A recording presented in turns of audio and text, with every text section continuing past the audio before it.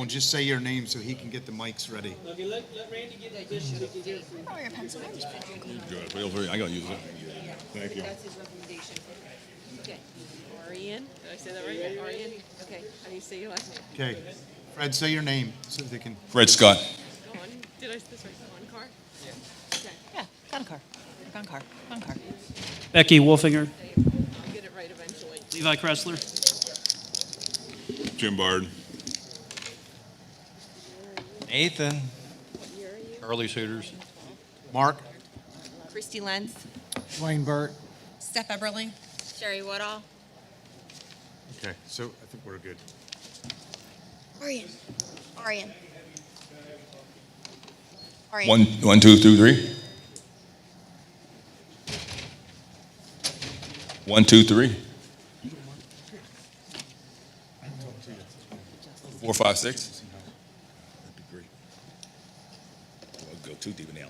Not number signal. 47.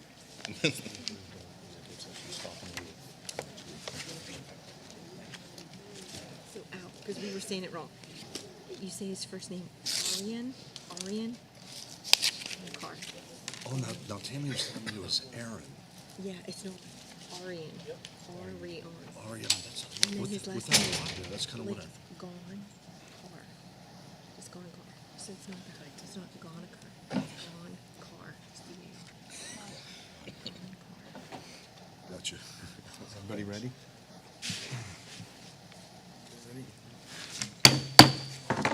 Good evening. I'm going to call the school board meeting to order. Will the board secretary take the roll? Mr. Jim Bard. Here. Mr. Dwayne Burt. Here. Mr. Levi Kressler. here. Mrs. Stephanie Eberly. Here. Dr. Nathan Goetz. Here.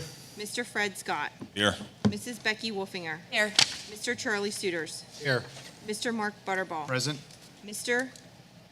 Arian Gonkar. Miss Lily Kell. Here. Will everybody please stand for the Pledge of Allegiance? I think we still got the little flag over there. We got to work on that. I pledge allegiance to the flag of the United States of America, to the republic which stands, one nation, under God, indivisible, with liberty and justice for all.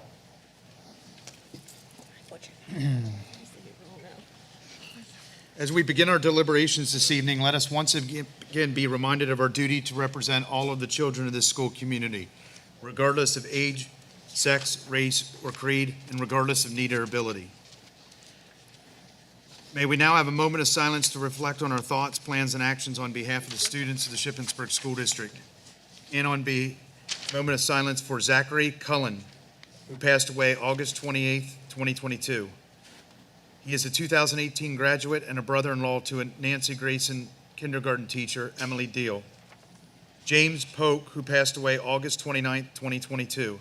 He was a 1961 graduate. Grace Whitmer Senzing Martin, who passed away September 7th, 2022.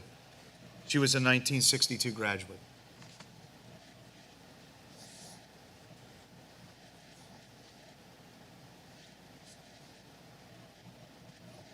Thank you, everybody.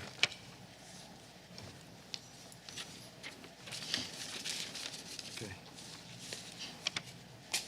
Dr. Moyer, are there any changes or additions or deletions from the agenda? There are none, Mr. President. Is there a motion to approve the agenda? Move to approve. Moved by Mr. Suiters, second.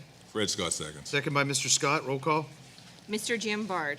Yes. Mr. Dwayne Burt. Yes. Mr. Levi Kressler. Yes, Mrs. Stephanie Eberly. Yes. Dr. Nathan Goetz. Yes. Mr. Fred Scott. Yes. Mrs. Becky Wolfinger. Yes. Mr. Charlie Suiters. Yes. Mr. Mark Butterball. Yes. Motion carried unanimously. Thank you, Christy. I want to welcome our new student representatives to the board, and we are looking forward to hearing your reports every meeting. We're now going to move into citizen comments. We have 2 comment periods currently. The first comment period is for any item that is listed on the agenda. If you have a public comment, please come up to the microphone, state your name and your address for the record, and the board will welcome your comment. I do have a sign-in sheet, so we'll start there. Deb McDonald.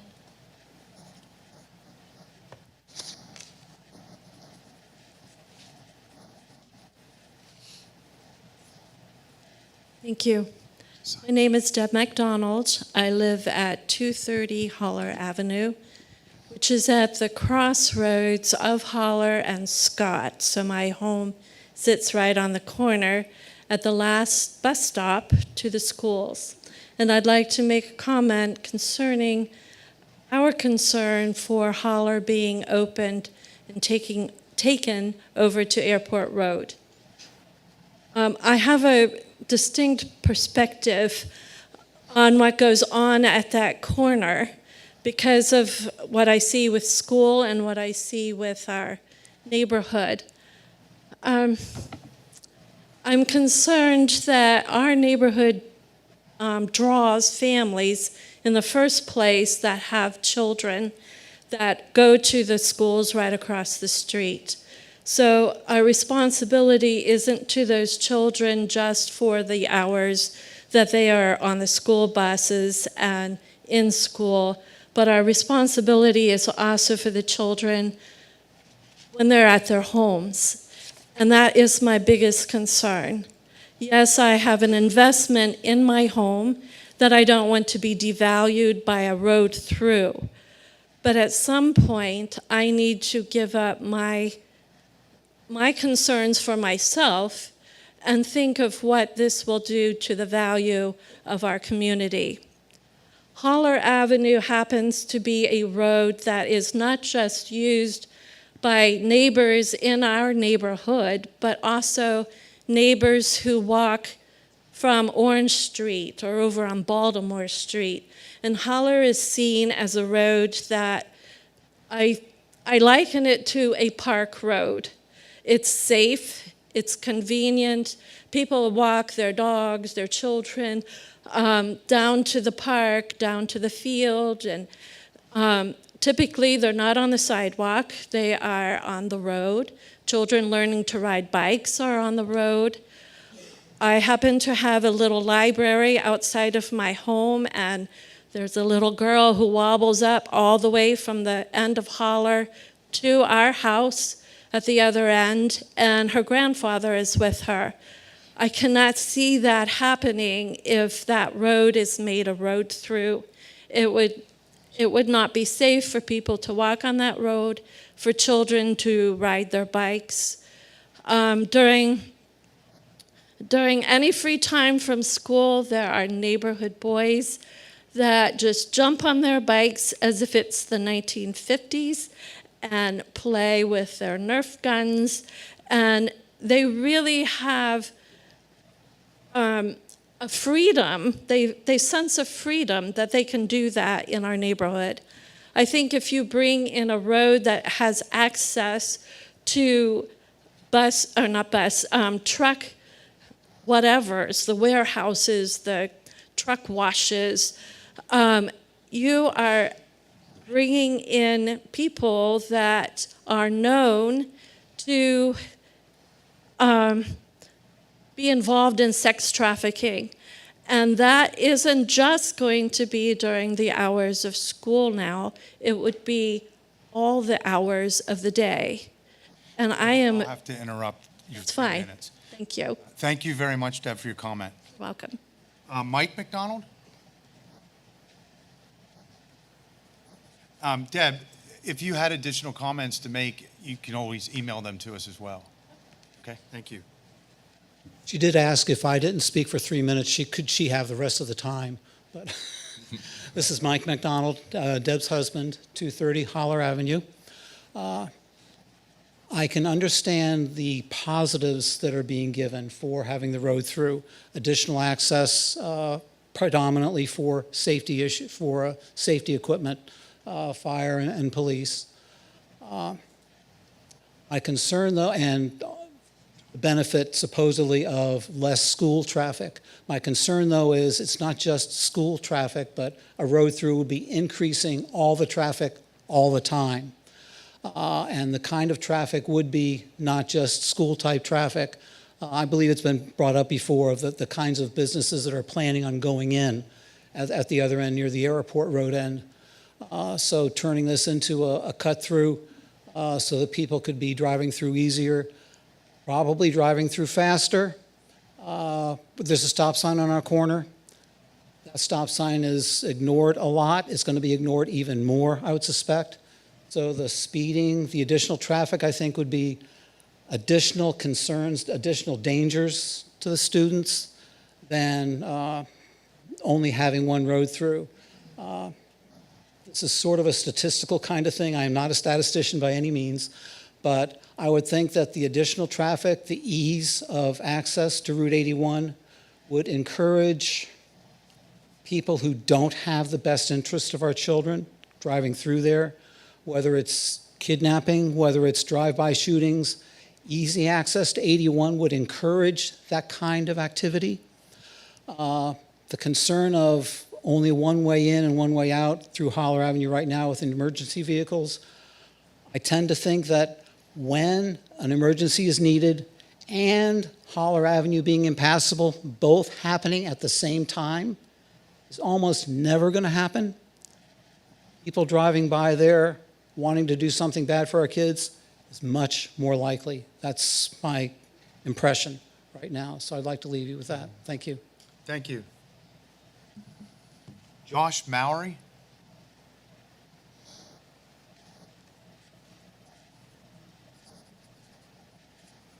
Hey, Josh Murray. I live on Brent Street, and I can't think of anything to say other than what the McDonald's have already said. But just to reiterate the type of traffic coming past those two schools, Holler Avenue Extension, which is the road going down into the intermediate school, the road's not made for that volume of traffic. Potentially come from Airport Road, coming from that end of town, where there's already a lot of businesses coming. There's a lot more, I understand, coming in the form of 2 more warehouses, some subsidized housing coming in, probably, if I were to guess, in the field where that road is proposed to come through to the school. There's a truck stop coming in at the other end of 81 there by the Sunoco.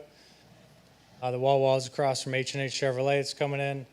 That's a lot of traffic coming past Jamesburg and the intermediate school. When I say the intermediate school, it's right past the intermediate school. I mean, all our kids sled on that hill right there, which when there's a road through there, obviously they won't sled there, not at the end of the world, but that road is coming right past the school, Holler Extension, and then down onto Orange Street, which is already a terrible mess. I don't think it's a great idea to bring that kind of traffic through 2 schools, through a neighborhood. It's going to pretty much ruin the neighborhood as it is now. If you think about when you go to Target in Chambersburg, Walker Avenue going up through that neighborhood, that used to be a nice neighborhood too, still is, but now it's got Walker Avenue going straight through it.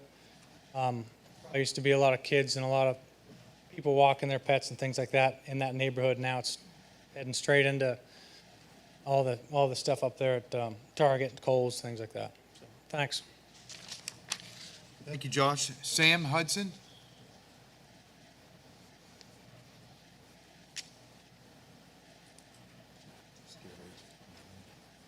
Sam Hudson, 300 Holler Avenue.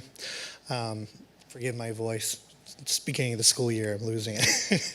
I would echo everything that they said, and I just purchased a home in Holler Heights. One of the reasons was because I taught at Jamesburg, and I wanted my kids to go there. And I teach at the intermediate school now, and I knew how safe the neighborhood was and how I saw the kids all the time out there playing when I would go in the summertime to do stuff in my classroom. It was a very family-friendly atmosphere, and my fear is that that'll go away with this extension for all the reasons they mentioned. I mean, and Josh couldn't be any more correct. I lived as a kid up in Chambersburg, a few blocks away from that neighborhood, and it is a completely different neighborhood now. Yes, they still walk, but it wasn't until after they put the huge speed humps there to prevent the speeding that was happening there and potential of kids just getting hurt.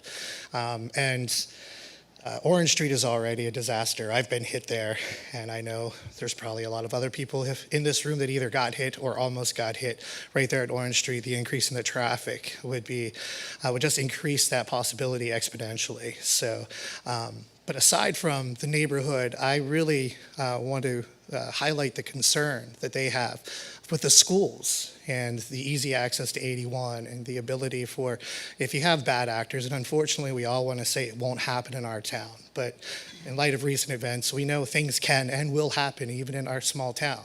And the way it is now, we know the people who are going down there typically are only going down that road for school business.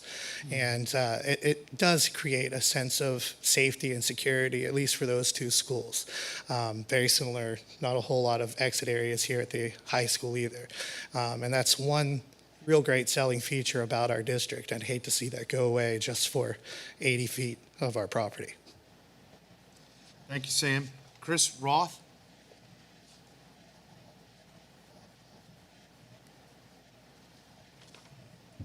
Chris Roth, 508 East Orange Street. Not sure there's much more I can say. I mean, I feel like it's pretty much been covered, so if I can just go on record as being against it, then that's what I'd like. Thank you. Thanks. Travis Hoover?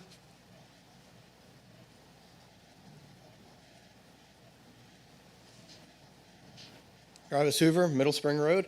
A little bit different subject. I wanted to hit on the security part. I think the situation a couple weeks ago was handled pretty great with the whole lockdown. Very little issues for something that's very hard to prepare for. But what a better reminder of, let's get a school resource officer or two. I know people are working on it, but let's not wait too late. Also, another thing to highlight on is the mechanical door barring devices for the classrooms. Specifically, this was closer to Nancy Grayson. If the guy would have got into the building, those would have greatly impeded his progress on getting into any other rooms if he would have wanted to. I think that's something we definitely need to use a lot of this money that's being allocated for security and really look into that before it's too late. Thanks. Thanks, Travis. Karen Sloan?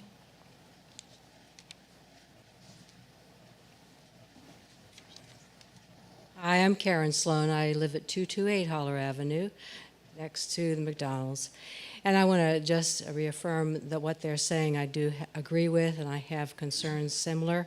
It is my understanding that there is no interest in this project of even doing a traffic study, which disturbs me also. I don't know if that's true, but that's what I've heard. And I also know that people, the buses and other people do not stop at the stop signs at that corner, coming and going where there are stop signs, often just slide right through it, and they go too fast already. So when you think about that being throughway and all the additional traffic, the night and day that will come through there, it will really make our neighborhood very unsafe. And I hope that you'll reconsider what you're doing.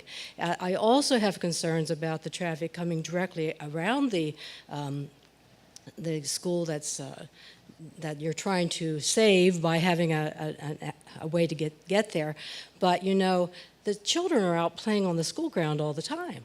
And I really have concerns about those children being harmed as well with the amount of traffic that's going to be going through there. I do wonder, I know I'm being maybe negative, but I wonder who's going to try to develop the land that is going to be residentially zoned there.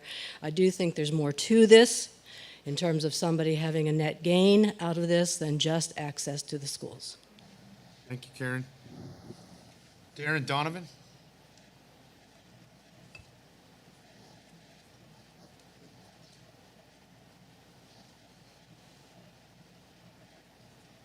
Darren Donovan, 213 Academic Way, Shippensburg. I wanted to speak on the football stadium a little bit this evening.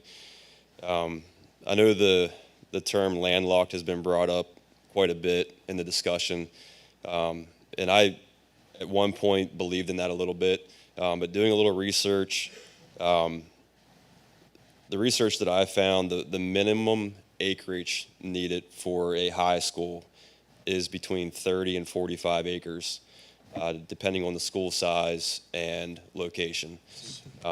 If you look at Shippensburg, we're at 43.78 acres. So we meet that minimum requirement, and I believe that there's plenty of land available to throw a stadium in here.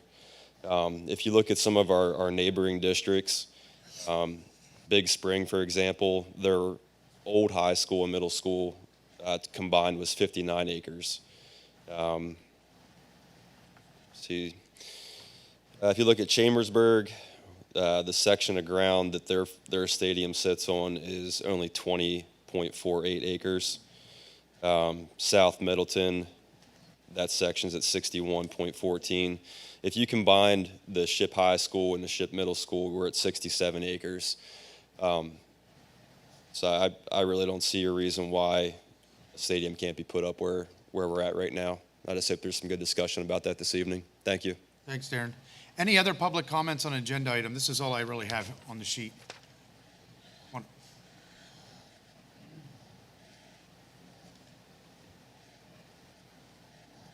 My name's John Stoner, and I live at 106 Holler Avenue. And I've lived on Holler Avenue since 1991, and I was there before the intermediate school went in. I was even there before Scott Road and the whole West End development went in, which is where the intermediate school connects to, that initial neighborhood there. So I've seen the traffic change on Holler Avenue over the last 30 years. And I guess my concerns are, number one, there wouldn't be no stop signs on Holler Avenue if it hadn't been for myself and a few other people who in the early 90s, when that development went in, those additional houses, were concerned about the amount of traffic and the speed that was being picked up going straight up Holler Avenue. It's a dead straight road. It's a great road to have a drag race on, really. So I'm really glad that we did that, because the two stop signs that are on Holler Avenue, and maybe there's three, I think there's only two, wouldn't be there. And while it might increase a little bit of the air pollution from the buses having to brake and then speed up again, it does really slow the traffic down at least a little bit. And that's a good thing. So my concern really, I understand the notion of it being sort of a dead-end neighborhood, and it's been really nice for 30 years to not have it lead anywhere. But I understand that Shippensburg is growing, and I also understand that the security concerns about the school. I mean, when the school went in, we made some comments of concern to the school board at the time that it kind of fell on deaf ears, so to speak, because we were concerned about the notion of only one way in. And they had already cut a deal to make it so Craig Street could not be extended, which is on the other side of the neighborhood, which would be another way of helping to solve some of the double access problem to the intermediate school. But I don't even think that's able to be considered anymore. But I'm just concerned about the speed of traffic, the volume of traffic, and that there would be that whoever, if this gets developed, that people keep that in mind, and that some of the speed bumps like there are in Chambersburg on Norland Avenue, I don't know if you ever drive that road, but you cannot go much over 30 over those speed bumps, or you will, it's, so something like that, somewhere, they're not so cumbersome if you're going the speed limit. You just kind of glide right over them. But if you go much over the speed limit, you feel it. And I just think that if we're going to have more traffic on Holler Avenue, then we need to keep the speed down, because it is already a problem. Thank you, John. Any other comments? Mr. President, didn't you say we're going to do a lot of study and talk to our attorney? We're just beginning process, right? We're not even close to. No, there's a presentation coming further down in the agenda. But I don't, this isn't on a discussion agenda, therefore there won't be any action on it tonight. Student representatives, who wants to go first? I'll go first. Hello, my name is Lily Kell. I'm one of the student representatives. The school held a PBIS carnival for all grades at the high school, and also enjoyed a pep rally for the LBJ on Excuse me, Lily. I'm not sure everyone can hear you. Would you mind moving a little closer? Thanks. Hello? Is this better? There you go. Okay. The school held a PBIS Carnival Day for all grades at the high school, and also enjoyed a pep rally on August 31st for the LBJ. Fall sports have continued after the school started the year. The LBJ football game was held at the Shippensburg Veterans Stadium Memorial Park. The school's marching band was present to entertain the crowd, while the Shippensburg defeated Big Spring for the 11th consecutive year. The varsity team, JV, and the freshman team are all undefeated this year. The Maroon Platoon held a paint war before the game. Channel 74, the students-run new channel, made its debut September 8th. The school's journalism class will be broadcasting news twice a week throughout the school year. High school clubs have started recruiting members. The first field trip is to be held tomorrow, where students will be attending America's largest RV show in Hershey, Pennsylvania, to explore the profession of RV technicians. I will now be passing it over to my fellow student representative, Aryan Gankar. Hi, my name is Aryan.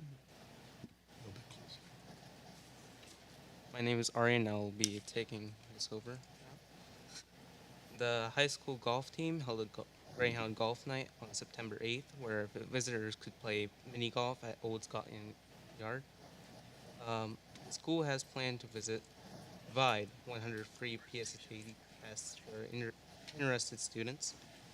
Students with a parking pass have been given the opportunity to customize their parking spots on October 1st, when students can paint their parking spots to their liking.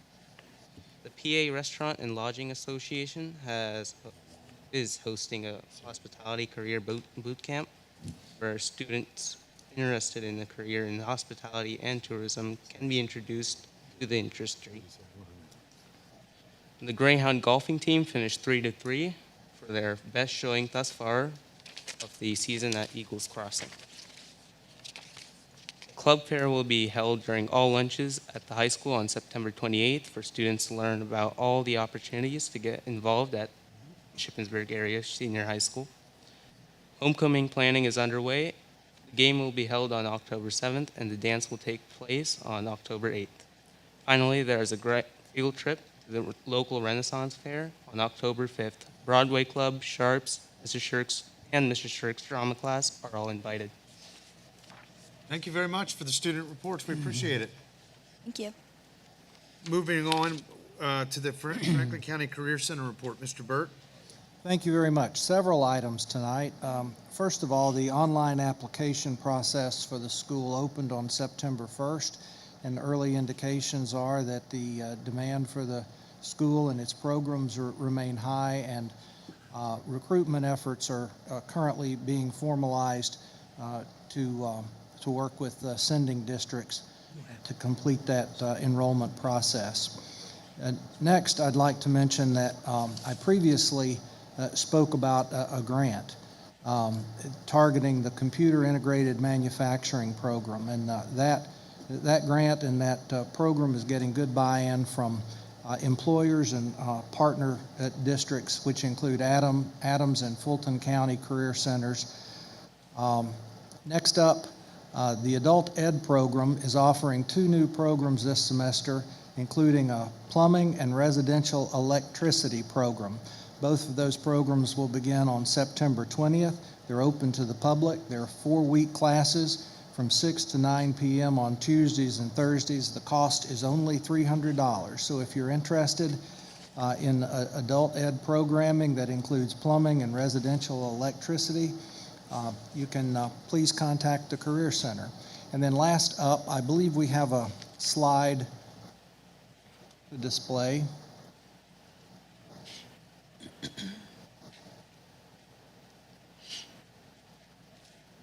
There we go. 3 programs from the school: the licensed practical nursing program, along with the allied health program and the medical assisting program, recently held a career fair for students with local employers. And this is a slide depicting that event. Just some sampling of the local employers that were present during this career fair include Aviana Healthcare, Keystone Health, Laurel Lakes Rehabilitation and Wellness, Menno Haven, ProMedica, Providence Place, Quincy Village, Roxbury Treatment Center, and WellSpan. And that concludes the report tonight. Thank you. Thank you, Mr. Burt. Board committee reports. First, I do want to let the public know that the board met in executive session prior to this meeting to discuss the new superintendent's contract and to discuss a legal contract. For those in the community that are here tonight, he was here at the last meeting, but I do want to introduce him again. Bill August, who's been selected as the next superintendent. We're talking contract with right now. So welcome again, Bill. We also had a facilities committee meeting. Who's the chair of facilities? Any report? Well, the Facilities Committee met and we heard a presentation from SiteLogic, but SiteLogic is here this evening and we'll give a version of that, so it probably makes more sense just to listen to that than my review. Okay, thank you. Move on to the curriculum report. Sherry? Good evening, everybody. I just wanted to update you on some enrollment information that's been coming under my department. So some questions that we've been having is our cyber charter enrollments and where we are. So to give some past history of our cyber charter enrollments, in 2019-20 before COVID, the Shippensburg Area Virtual Education Program had 232 students for the full year. 42 of them were special education. External cyber charters had 78 students, 20 of them being special education. So when you look at the cost of external cyber charters, they charge school districts more money for special education students than they do for general education students. 2020-2021, this is the first year of COVID. Our Shippensburg area virtual education numbers were 159, so that was a drop. With that being said, that's also the year that we offered halls to home, which had the synchronous learning for our students. So a lot of students chose to do that option for virtual learning rather than the Shippensburg Area Virtual Education Academy. External cyber charters went up to 226. For 2021, you can look, we didn't have halls to home that year, so our save numbers went up to 273. And the external cyber charters went to 208 with 63 as special education. This is for the entire year, 208. So when we look at the enrollments, students might enroll in September and be back here in October, but we still count them for the full year of enrollment. We ended 21-22 with 175 students in external cyber charters. For the beginning of this year, we currently have 159 students enrolled in the Shippensburg Area Virtual Education, 26 of them being special ed. Last year, we had about 90 at the start of the year, and we keep growing with the number of students rolling into our virtual academy. So I'm expecting that last year we topped out at 273. I'm expecting this year, based off of our enrollments, will be over 300 when we look at the full year of enrollment. And we're starting at 180 students that are special and 45 special ed and external cyber charters. If we look at the external cyber charters of the 175 that were there at the end of the year, 138 that are currently enrolled this year were enrolled at the end of the year last year. So when we look at that difference, 9 students graduated and 28 of them have returned to the district. Now, my virtual coordinators had 40 that stated they would return, but only 28 have actually re-enrolled within the district. Our homeschool enrollment, just to give some of the numbers, 194 students were enrolled during the 21-22 school year. We're down to 188 students this year. However, when we look at the transfers, 12 of our homeschool students from 21-22 actually went to external cyber charters. Our virtual coordinators have been trying to make contact with those families, and they're just not calling us back. And 8 of them went to a private school, and 6 of them actually re-enrolled within the Shippensburg Area School District. Our English as a second language student enrollments, this is as of 12:30 today, and as Troy said, there were a couple others that enrolled after that, so these numbers are continuously changing. But as of 12:30, we have 129 possible English learners. The reason why I say possible is because we have 27 of them that still need screened, and now apparently I'm going to have 29 that need screened. 9 of the students may be reclassified. So when we look at their assessment scores from last year, they've gained a high enough English proficiency on their assessment scores that they may be able to exit with teacher input. So the teachers have to fill out rubrics based off of what they've seen from the students so far this year to determine whether they can be exited or not. Many of our newly enrolled students are level 3s and 4s, so when we look at English learners, they have a range of skills from 1 being a newcomer and speaking very little to no English, 5 being that they're probably more proficient than I am. So most of our newcomers are 3s and 4s, which means that they're able to be served mostly by a classroom teacher. Their English language proficiency is pretty high. Now, they still have a case manager, so our English learner teacher will still work with them and oversee if they're starting to fall behind in their classwork or having a hard time comprehending. They're still monitored, and they still receive some services. It's just not daily for an hour every day like some of our level 1s and 2s. Currently, I'm looking at extending. We contract 1.5 teachers through the IU, and we just hired our own ESL teacher at the high school this year. So I'm starting to merge the program from being an IU-based program into the district, but I want to do it gradually so we can make sure we have the appropriate resources. So I'm looking at the 1.5 teachers that we have, and I'm currently looking to make the one part-time teacher a full-time teacher from the IU to cover the intermediate school and the middle school. Right now, when we were planning, that teacher was only going to be at the middle school, which is why I only needed them part-time. With that one teacher being part-time to full-time, it will give the elementary ESL teacher, who currently covers Bird, Grayson, Lours, and SACE, it will give her only 37 students. If we have the one move to Sam's and SACE, that will give her 45 students, and the one at the high school has 47, with all 129 of them qualifying. And as I said, they may not all qualify since we're still going through the screening process. But, with our English learner population, the numbers are never steady. So this is just where we're at right now. Are there any questions? Okay, thank you all. Thank you. Appreciate that. We'll move on to the superintendent's report. Thank you, President Buterball. Just a few items this evening. First of all, I'd like to thank Chad for electricity and climate control. Those of you that were here at the last meeting, I don't know if you were like me, we almost didn't make it. Also, along with President Buterball, I'd like to welcome Lily and Arian. We really appreciate hearing your report. Lily, I especially appreciated hearing about the 11th consecutive time that we have beaten Big Spring. Sorry, Bill, I didn't mean to rub it in. There's an enrollment report for your information, and as Sherry said, we certainly are monitoring the ESL situation and what we might need to come back to the board for some additional services in that regard. Also in grades 1 and grade 7, we are closely monitoring that situation enrollment-wise, along with our principals, to make sure that we're meeting the needs in that regard. I do appreciate the board members who were able to take time out of their busy schedule to visit the schools this past week. I think one of the things that we learned at the elementary level is we don't have a lot of extra space, and if we get more registrations and so on, there could be some concern there, and there may have to be some adjustments made.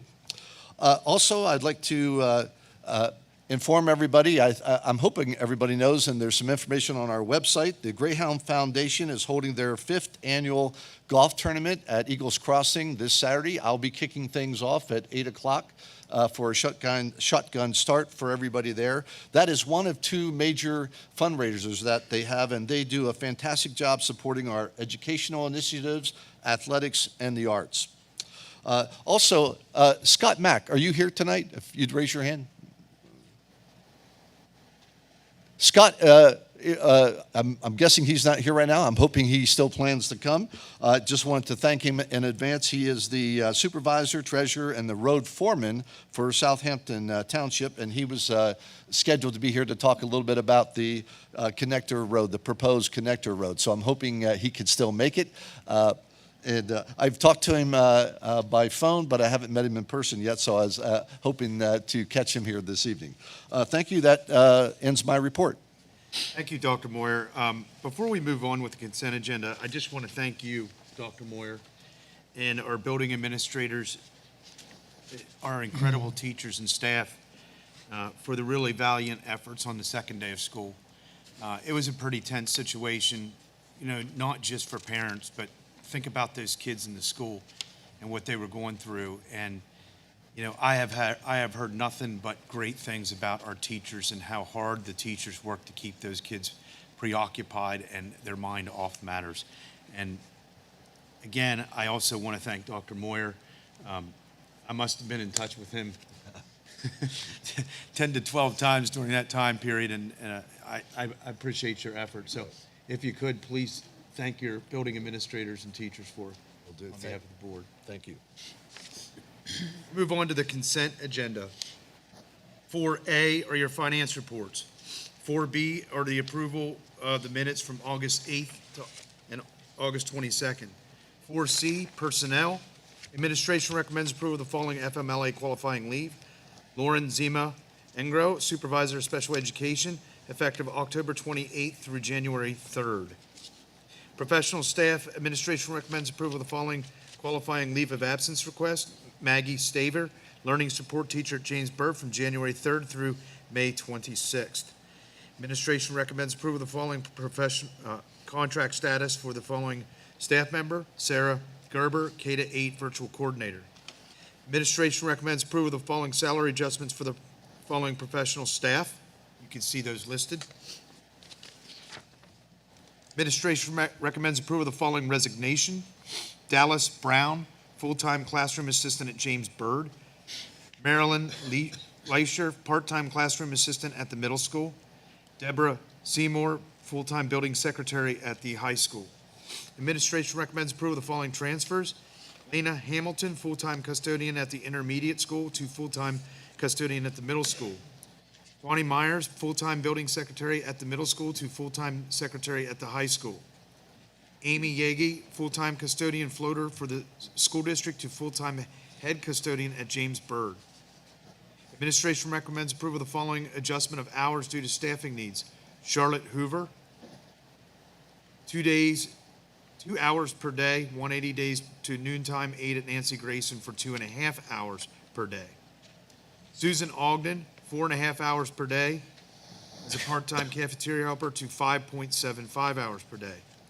Bonnie Sabot, noontime aid at James Byrd, 2 hours per day to 2.5 hours per day. Denise Stricka, part-time kitchen helper from 4.5 hours to 4.75 hours. Administration recommends approval of the following support staff employees who have successfully completed the 60-day probationary period. Swarup Patel, part-time technology specialist. Jessica Roberts, part-time classroom assistant at James Byrd. Administration recommends the following new appointments. Amber Osherman, part-time floater LPN at the school district. McCain Goldsmith, part-time classroom assistant at the middle school. Shauna Doyle, part-time custodian at the intermediate school. Wayne Losh, full-time utility maintenance at the school district. Oliver Martin, part-time kitchen helper at the high school. Deanna Rand, part-time LPN at Grace B. Lours. Amanda Strickler, part-time custodian at the high school. Supplemental staff, administration recommends approval of the following resignations. Cheryl Deal, James Byrd yearbook advisor. Devon Fraker, high school assistant wrestling coach. Lakin Myers, high school softball coach.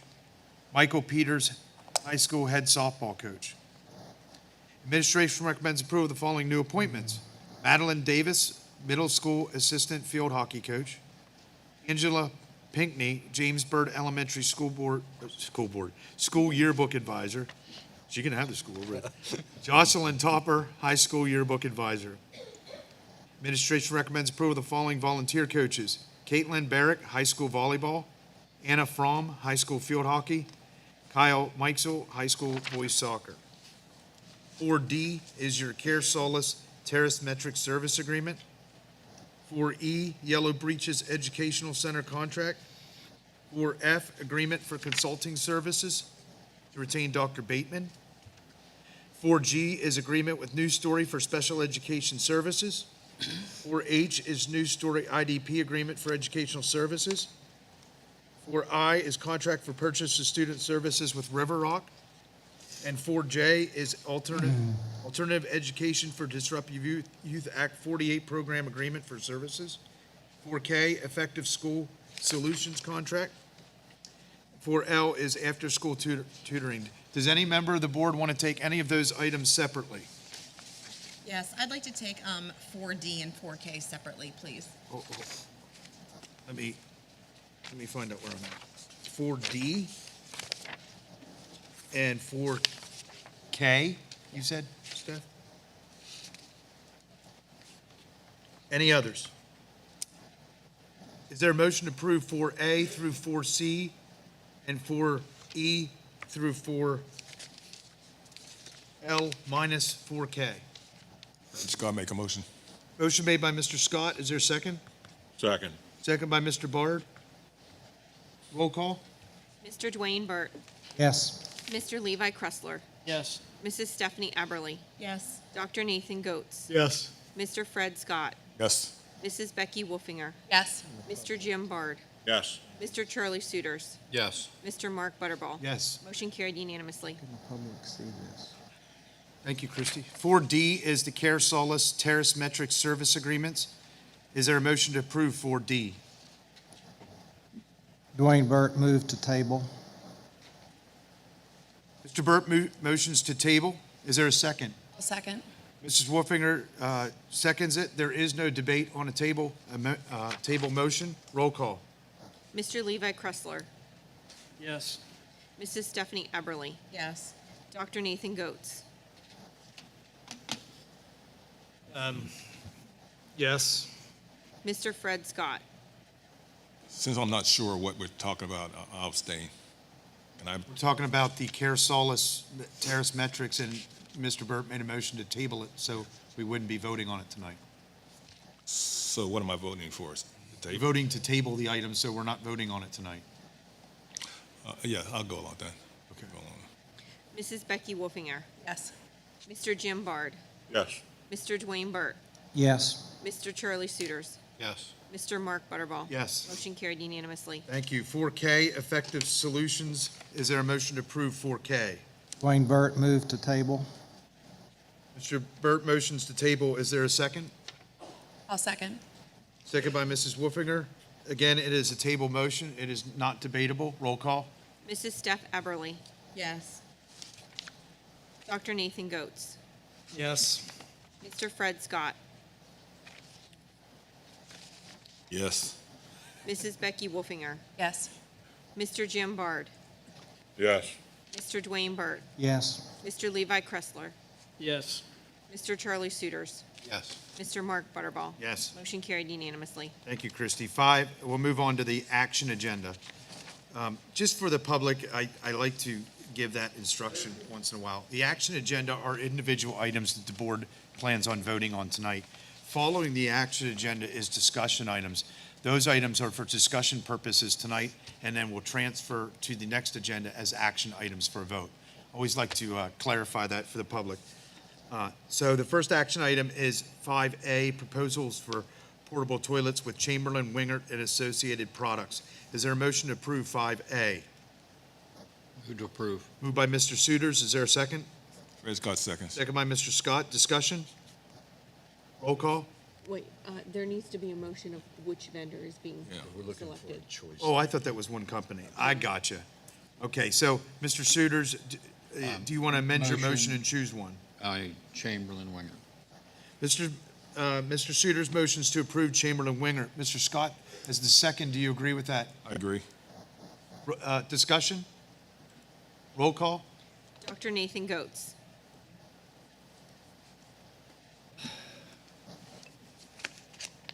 Yes. Mr. Fred Scott. Yes. Mrs. Becky Wolfinger. Yes. Mr. Jim Bard. Yes. Mr. Dwayne Burt.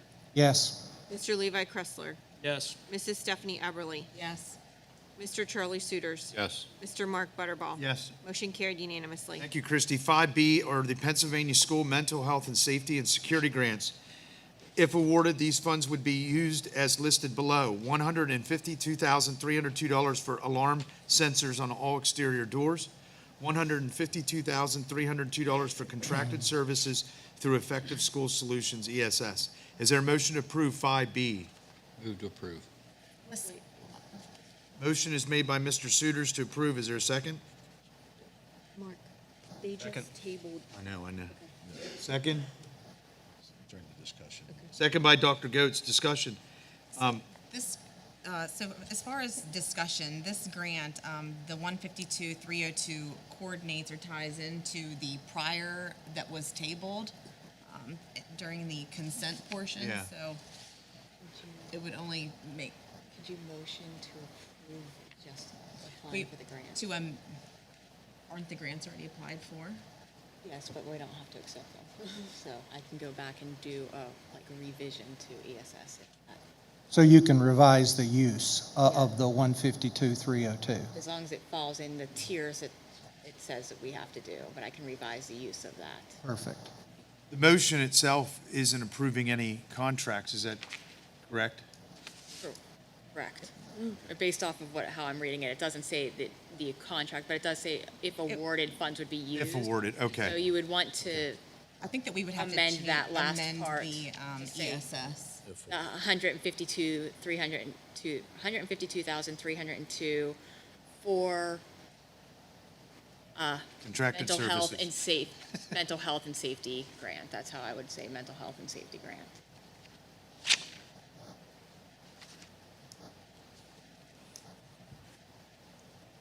Mr. Suiters, you made the motion. So, well, I guess I'll wait till discussion, sorry. This is discussion. Yeah. All right, well then, is it dependent, I mean, in applying for the grant, do we need to be specific about what we're going to use the money for, so that if we're not specific about the EES bit, would that does that decrease our chances of getting the grant? So with this grant, it's guaranteed funding from the state, it's guaranteed from Wolf's budget. So it's guaranteed to be used for certain expenses, but I've met the application deadline, so now I can revise it afterwards, if that makes sense. So you don't need to be specific about what you're using it for, as long as it fits within a certain category? I mean, once we make a decision, I'll have to revise it and be specific about that, but as for right now, it can be written like, to just say, hey, I've got my application in on time, and now I can go back and revise it. Okay. But the motion, you said the motion could be amended to just have 152,302 for mental safety grant. Mental health and Mental health safety, safety so that's the bucket specifically that Okay. grant is under. Mr. Suiters, I want us to rescind my motion. you want to rescind the motion? Yes. Okay, the motion's rescinded. Is there a motion to approve 5B? Well, I'll move to approve 5B, but like amending the second part to Mental health safety grant. mental health and safety in some form. Okay. Is there a second to that motion? Dwayne Burt, second. Second by Mr. Burt. Further discussion? Roll call? Mr. Fred Scott. Figures. Yes. Mrs. Becky Wolfinger. Yes. Mr. Jim Bard. Yes. Mr. Dwayne Burt. Yes. Mr. Levi Kressler. Yes. Mrs. Stephanie Eberly. Yes. Dr. Nathan Goetz. Yes. Mr. Charlie Suiters. Yes. Mr. Mark Buterball. Yes. Motion carried unanimously. Thank you, Christie. 5C is Head Start sponsor to sponsor purchase agreement. Is there a motion to approve 5C?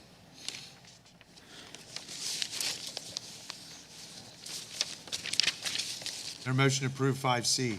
Fred Scott, make a motion. Made by Mr. Scott. Is there a second? Second. Second by Dr. Goetz. Discussion? Roll call? Mrs. Becky Wolfinger. Yes. Mr. Jim Bard. Yes. Mr. Dwayne Burt. Yes. Mr. Levi Kressler. Yes. Mrs. Stephanie Eberly. Yes. Dr. Nathan Goetz. Yes. Mr. Fred Scott. Yes. Did I miss somebody? Me. Charlie.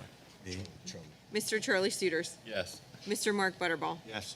Motion carried unanimously. Thank you. 5D is the PASBO contracted services with Marjorie Chamberlain to provide duties of building secretary on an as-needed basis. Is there a motion to approve 5D?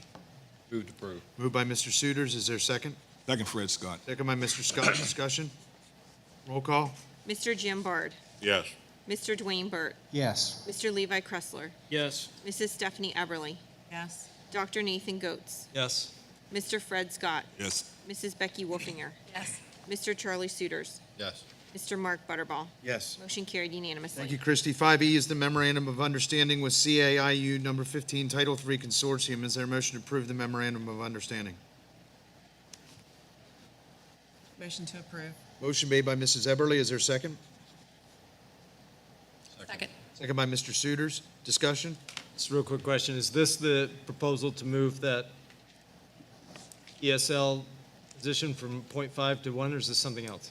No, this is something else. So Title III is money for English learners, but because we've gotten less than $10,000, we must gain into a consortium to be able to access that money. I usually use it for like some after-school tutoring and things like that for our English learner students. We only get like 7,000, so it's not a ton, but I'd like to get that 7,000 so I can provide some services for our students. Okay, thanks. Next year, we might be able to get more because we have more students. Any other discussion? Roll call? Mr. Dwayne Burt. Yes. Mr. Levi Kressler. Yes. Mrs. Stephanie Eberly. Yes. Dr. Nathan Goetz. Yes. Mr. Fred Scott. Yes. Mrs. Becky Wolfinger. Yes. Mr. Jim Bard. Yes. Mr. Charlie Suiters. Yes. Mr. Mark Butterball. Yes. Motion carried unanimously. Thank you, Christie. We'll move on to 5F, the approval of Boyo Transportation Van Driver, Mary Jo Suiters. Is there a motion to approve 5F? Motion to approve. Motion made by Mrs. Wolfinger. Is there a second? Second. Second by Mrs. Eberly. Any discussion? Roll call? Mr. Levi Kressler. Yes. Mrs. Stephanie Eberly. Yes. Dr. Nathan Goetz. Yes. Mr. Fred Scott. Yes. Mrs. Becky Wolfinger. Yes. Mr. Jim Bard. Yes. Mr. Dwayne Burt. Yes. Mr. Charlie Suiters. Abstain. Mr. Mark Butterball. Yes. Motion carried, 8 yes, 1 abstention. Thank you, Christie. We'll move on to the discussion agenda. Before we get into the athletics and facilities and all of that, let's get down into some others. 6E, Rashini Employer Reporting Engagement Proposal, be on the next agenda for approval. Are there any questions tonight regarding this item? 6F is the contract for the high school yearbooks. Is there any questions for the administration tonight regarding that item? 6G is the Board of School Directors meeting schedules for 2023. Are there any questions regarding those items? 6H is the Act 57 resolution. Any questions regarding that item? 6I is the Memorandum of Understanding for Lego League in the elementary schools. Any questions regarding those items? Okay, if you do have any questions in the next 2 weeks, please get them to the administration in advance so they can be prepared to respond to those. I guess the next one we'll take, but I'm not sure that we can, is Mr. Mack here?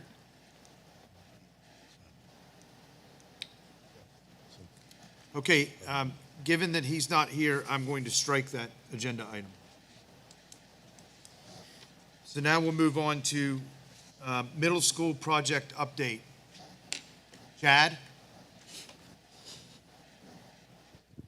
Yeah, I'm going to pass this off to Site Logic where they can start their presentation. Because as far as the project update, the middle school, we're just pretty much tying up loose ends up there, and the summer went well. Okay. All right, well then, let's just move forward then. Damian, welcome, you're a regular here. Hello, everybody. It's nice to see you. I'm Damian Spar with Site Logic. Tonight, we will largely present information that we talked about in the Facilities Committee meeting last week. And if we can go to the next slide, actually, you can continue on for that, and I'll keep this as brief as reasonable. I think you're going to hear a lot of the things that we've been talking about, answers to some questions. We had some good questions the last time I was here. We want to give those, provide that information. Next slide, please. At the middle school, we have storefront that needs to be replaced in the next couple of weeks. We're using temporary measures in the meantime. We're really now going to go into a slower phase where we're doing some work during the school year, but we're not going to do anything that disrupts the educational process. And then as we get closer to next summer, everything gets ramped up. Of course, later in the fall, and we're hoping next month, we're going to have, and the schedule's here, you're going to have bids in front of you to construct the new additions. Later this month, I will present you with the next step in the little bit of Giza work that goes with the new additions. And you can start to see there what we're looking at. That's on the 26th. We are looking for our approval of the publicly bid new construction general contract work, and in October, that is about ready to be out for bid. Just so you're aware, and so you're aware of some of the choices that may be in front of you depending on how we decide is best to spend our money. There's going to be some alternates that we're looking at because we're putting new windows in the middle school. We've priced out window shades throughout the facility, so that'll be an option for you there. There's an update to the main entrance that makes it look a little bit nicer. That is really something that it's an option. And so I'll have EI show you what that would look like, and you can choose that as an alternate or not. There is an electrical feed that comes from the middle school side along the building where we're putting the new classroom addition. That feed is a redundant feed to the high school. So the high school has two feeds. We are pricing that feed in two ways, underground and overhead, because it's not completely necessary. It is used on occasion, and by that I mean, I think what we used in the meeting the other day was every 7 to 8 years it comes up. However, a lot of you have heard of 100-year storms that we seem to have every 5 years, so I don't think we can rely on that. However, there's going to be a cost to that, and putting it underground could be a significant cost. I, for one, I don't love overhead power, but that's going to be something that'll be in front of the board for consideration as an alternate. And then in order to maintain the schedule, we are getting an option to use steel beams in the new addition instead of joists. Joists are taking an inordinate amount of time to get and have in here, and we don't want to be waiting for steel to finish our building, so we're going to be looking at some of those things. The next slide is about our site work. The folks at KNW and Mr. Krowski's here are preparing to continue the permitting process for site work. And what we want to do is in early spring of 2023, bid that middle school parent loop and find out what our costs are for that so we can continue forward with that process. As you'll recall, we elected for several reasons, the highest of which was the fact that oil is costing so much money right now.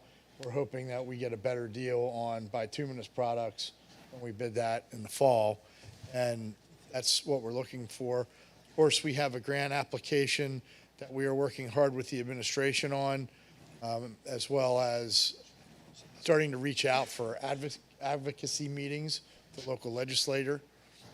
And that site work design package includes the alignment of the high school bus drive to the middle school bus drive. There is limited site work with the construction that we're bidding in October for the building extensions proper, but it's quite limited and it doesn't have anything to do with all that circulation. And then as a special note, the high school athletic fields and parking and any circulation that's related to it is really, we have wrapped up in currently we're talking about an $8 million project, whatever that is, for athletics.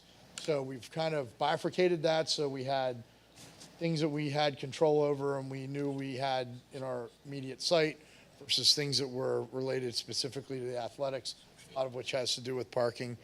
And I believe KNW has a proposal that Mr. Kreitz just received, so that could be considered and discussed further later. It could be considered later this month if you'd like to do that. The next slide is about updated facility prioritization and has some of the answers if you continue with to the questions that we've been talked about when I last saw you here.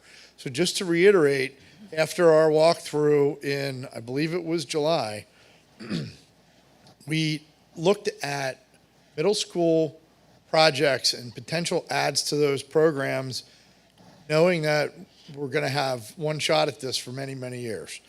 Those additions to be considered for the middle school are an addition to the performing arts area that assists with classroom needs, some administrative space relief, and a secure rear vestibule, which is be a limited addition. And then the locker room shower area being renovated into a storage area. I think Mrs. Eberly brought that up last time. We have looked at that, and there are a few options. One option is to use for storage. Because of where it's located, if we were to gut that out and use it for something else, its location would tell you that it wants to be a health phys ed type of a room if we wanted to use it for that. But of course, you could use it for something else.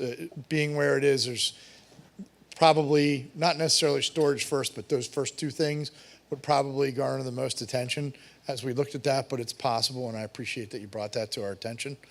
In the high school, we had family consumer science upgrades, potentially an expansion, but it's depending on space available, and we're studying that with the administration.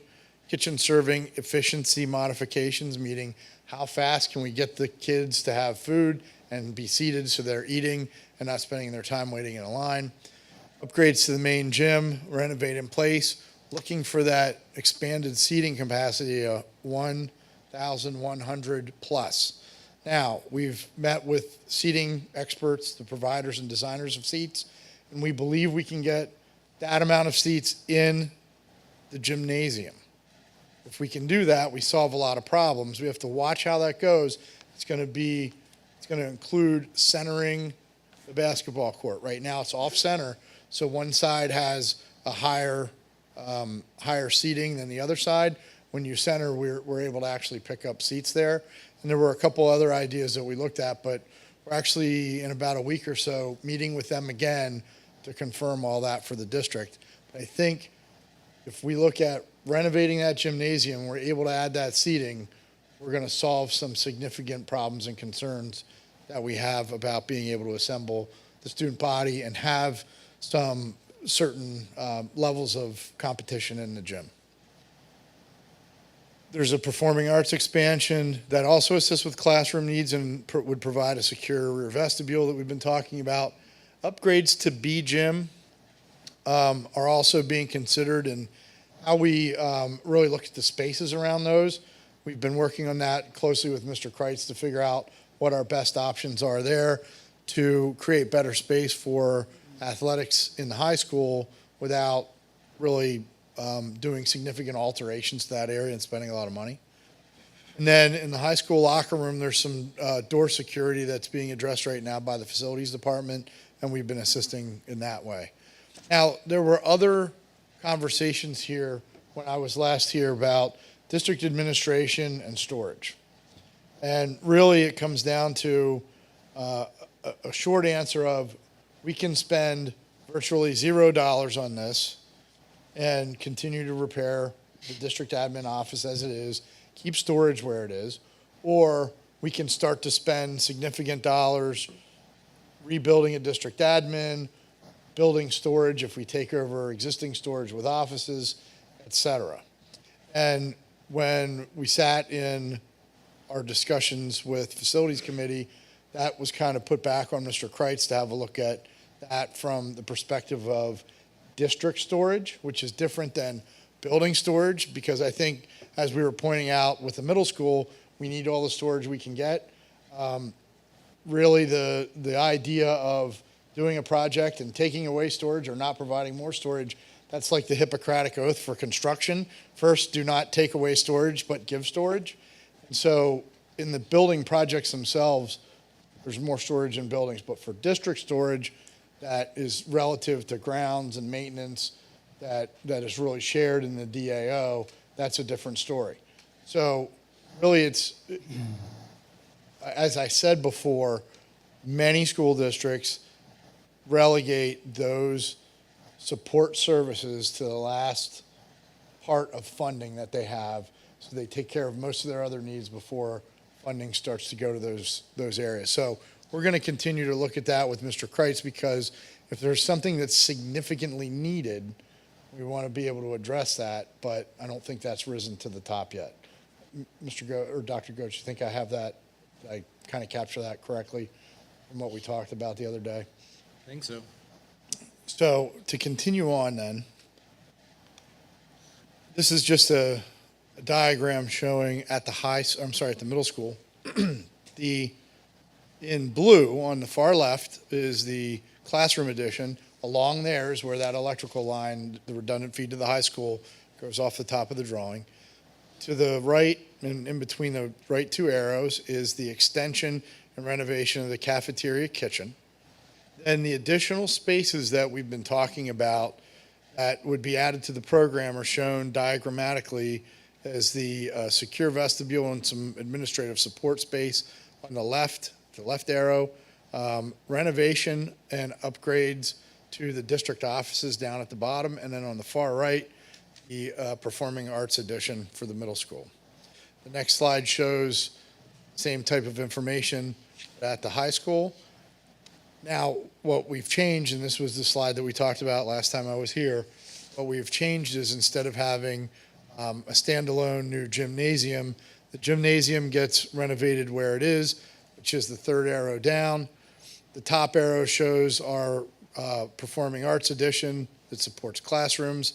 There's some secure entry vestibule work in the middle, the second arrow down, which could also go with some of the family and consumer science upgrades and expansion.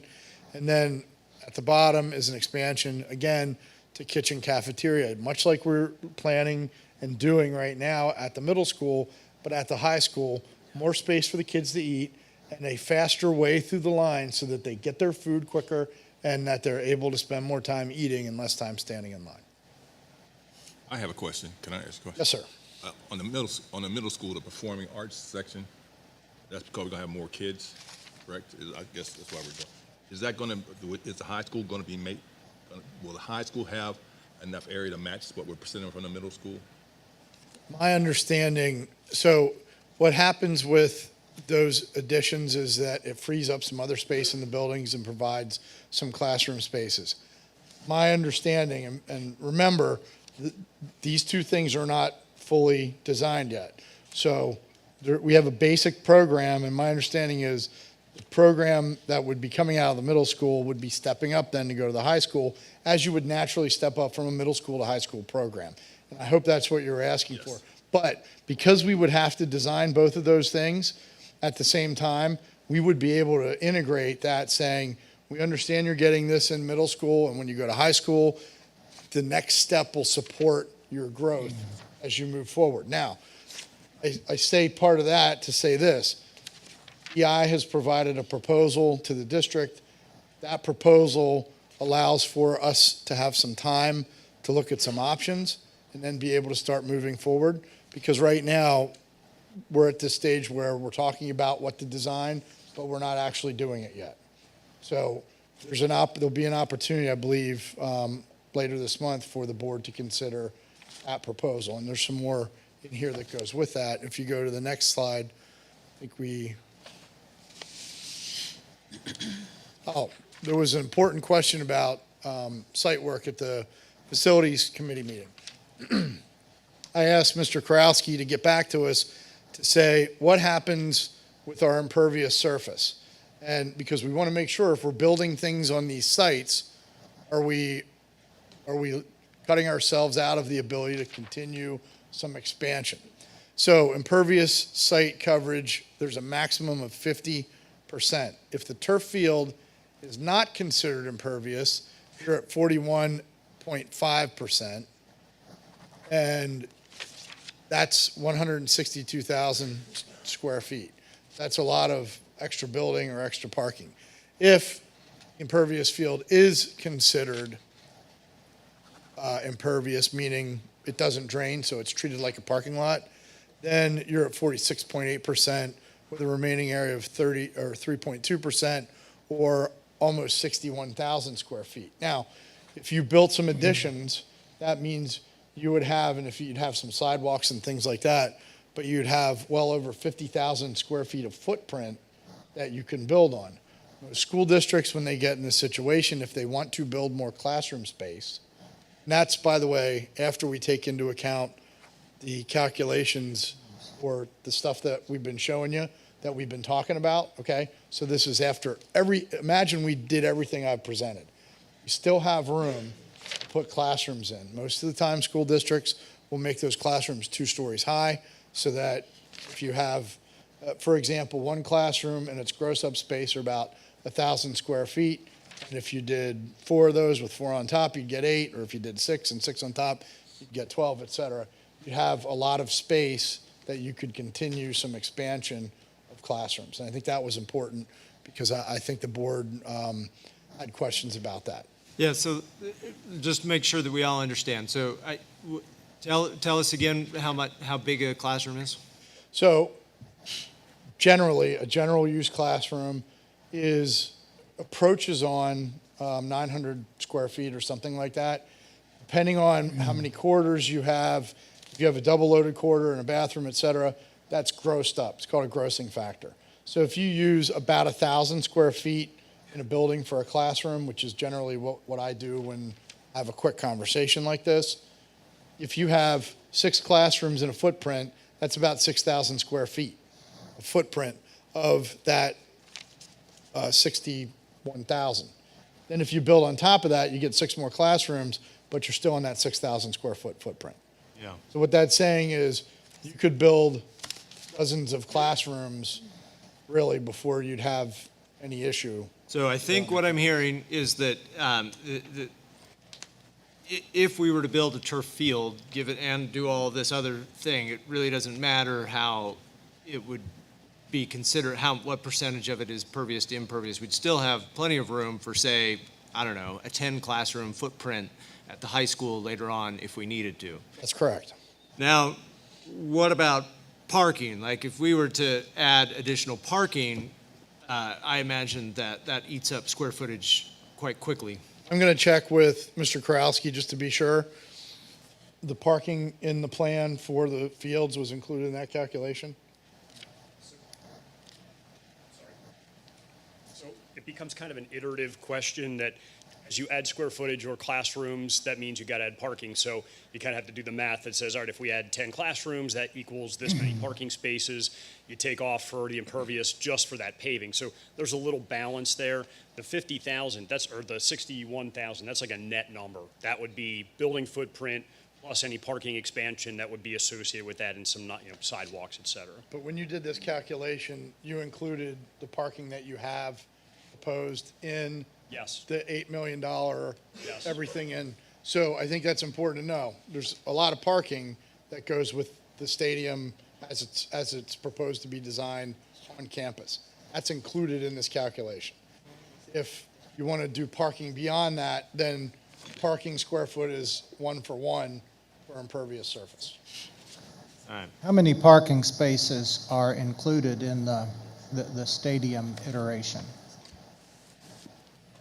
So in the scheme that's most recently been developed, all told with spaces that we're adding as part of that project on the high school campus, we are at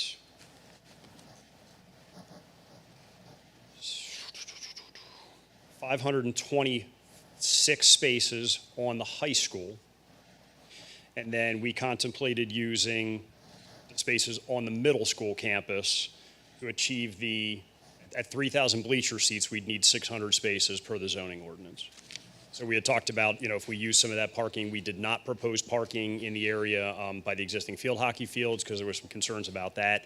So we figured let's use the parking from the middle school. We can use that, get folks across Eberly, and then the remainder of parking, we'd actually have more than we'd need if we count the middle school spaces. The original plan, I believe, included an addition of 330 parking spaces on the high school property. And that was reduced with the idea that the folks would park at the middle school and walk. Correct. Right? Let me ask you one more thing. If we determine from a scheduling perspective and a Title IX perspective that one turf field is inadequate here, what is the size of an additional turf field, and how would that change these numbers?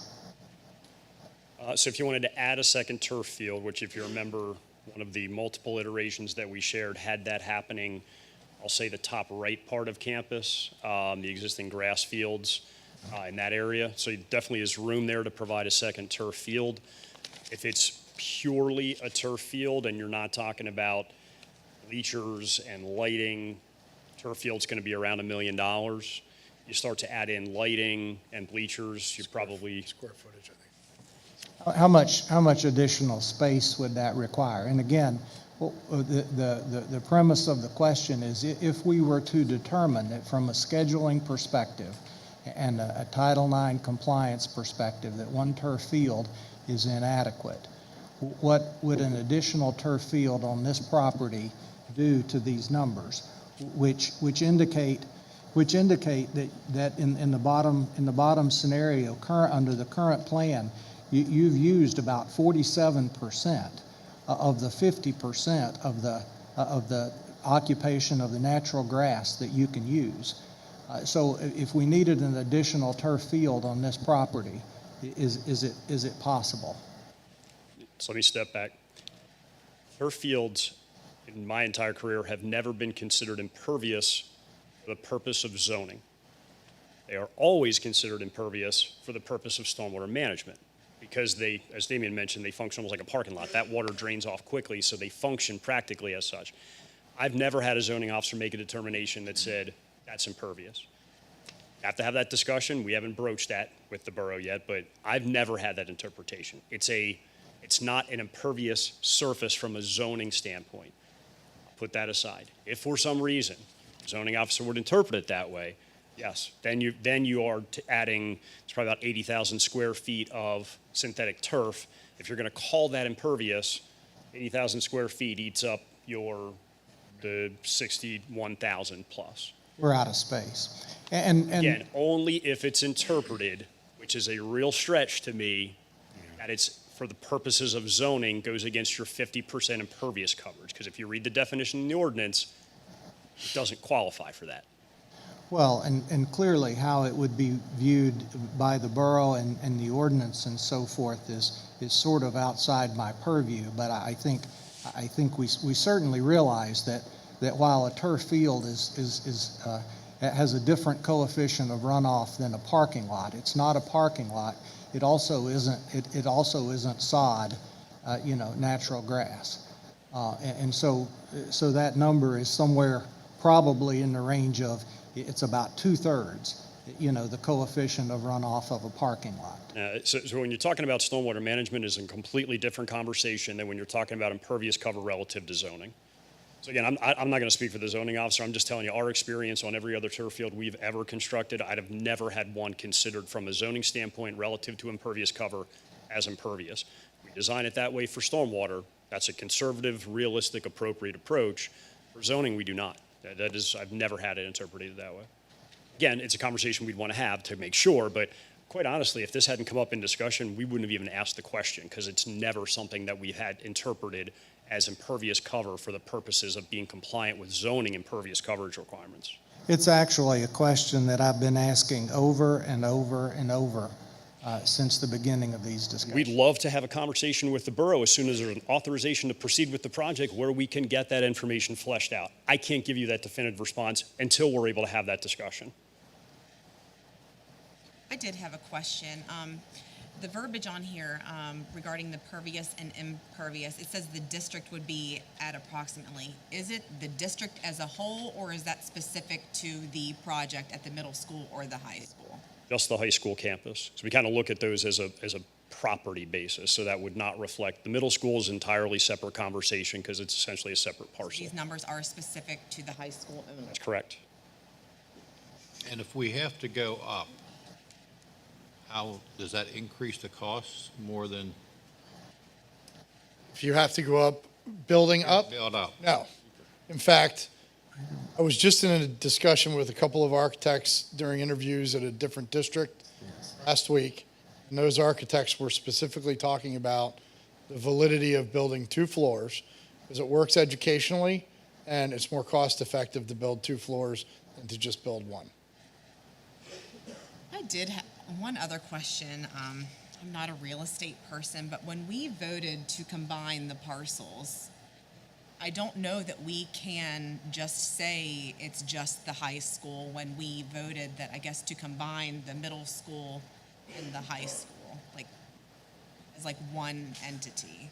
So Fair question. So I would suggest in the conversation we would have is the road right-of-way splits those parcels. Lot consolidation can eliminate property lines typically for the purposes of eliminating building setback lines, which is really, I believe, why we actually took that approach. If that conversation was, no, you have to look at the whole campus, well, then we factor in the middle school, and we have plenty of green space on the middle school campus property.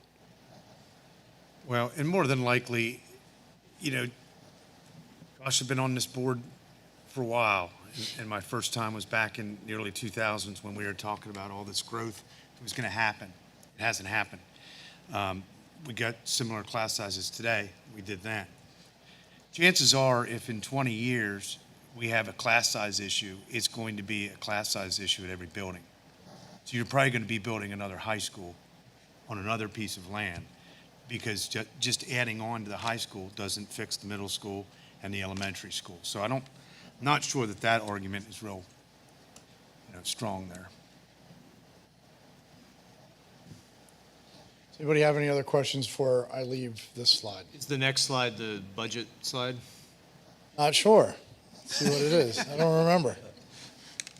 Oh, actually, the next slide is the enrollment update slide. So, a couple of highlights, and I want to preface it by saying, talk to Adam Kerr about EI, or at EI about extending your enrollment study, and that's something that they can do under the contract that will be in front of you for later this month. So here's a couple of highlights. In the past 20 years, your highest was 3,436. Current enrollment, and I'm not sure if this is up to speed with yours, we may be a little higher, is a little bit higher than that. The current expansion at the middle school provides for an extra 150 students, so you can see how we're balancing here. Future expansion at high school and middle school will free up additional class space as well. Now, regarding the elementary buildings where there are bubbles that are difficult to deal with, grade alignments, meaning you go to grade centers as opposed to elementary schools, can solve some of that problem at a lower cost than construction. And as I noted, EI stated that they would be happy to expand upon this as a part of their future assignment, should the board choose to go in that direction. I'd like to make a couple of comments here. I think that makes perfect sense. From my perspective, I'm well aware of what the history of enrollment in our district is. And of course, I guess you say in 20 years, the highest enrollment was 36. However, we're currently at 3522, and I believe these numbers do not include additional students that were enrolled as recently as today. Correct. So there's something else that perhaps is going on here in Shippensburg that the history of our enrollment is not reflective of. And then the other thing I would just like to comment is that the grade alignment, the grade alignment discussion, and this isn't that I'm a proponent of or not of grade realignment, whereby we would put, for example, K1 in one of the elementary buildings and 2-3 in the other elementary building. It's not a discussion of that. But there has been time in the not too distant past where it would seem to me that made a lot more sense. For example, we were overcrowded in a grade, or we were overcrowded in one school, and so forth. But from our recent look at these schools and looking at the enrollment, the utilization of both buildings is really pretty equal. In fact, as Dr. Moyer mentioned, we're essentially out of space. If we needed to add a classroom or two, not because of a bubble now, but because of the numbers. For example, our average class size at James Byrd in the first grade is 25, and it's 24, rounded to 24 at Nancy Grayson. So if we wanted to add a classroom in either of those schools for the future, something now has to give, and certainly, so in my mind, and I'm certainly a proponent of the Head Start program and of the full-day kindergarten program, and the additional special education needs that are housed in those buildings now. But those buildings weren't designed for what we're doing today, including Head Start, including a full-day kindergarten, including the additional services for special ed and so forth that we're supporting today. So something either has to move out of those buildings, or we need to look at small wing additions in those buildings and we can say it's for the future, but if you look at the buildings today, we don't have. So I'm not sure the realignment argument made sense before. I'm not sure that it does today, and I think we need, as a part of this, to understand what the plan would be, in the near term, for how we would add additional classrooms, particularly if whatever we're seeing now is a trend and an emerging trend. Thank you. I think importantly out of that is EI would embark upon that to help answer some of those questions, going forward, if that's what you're asking for. The next slide gets us to our budget. So this is what we talked about before, the top number being the critical number. The district borrowing capacity before the recent rate increases is just over $44 million. We're getting ESSER money for the middle school project. We have some capital reserve from Ship Proud. And then we take the middle school project out, and if we budget, and this is what we had suggested to be up to change to the board, $8 million for the entire project, soft costs and hard costs, for athletic complex. That leaves you with almost $28 million. The next slide shows you where that $28 million would go based upon the things that we've been looking at. Middle school performing arts, office updates, and vestibule eats up about $4.6 million. High school updates throughout from the study that we had provided before. The gym renovations, cafeteria addition, an expansion of kitchen storage. You expand the storage.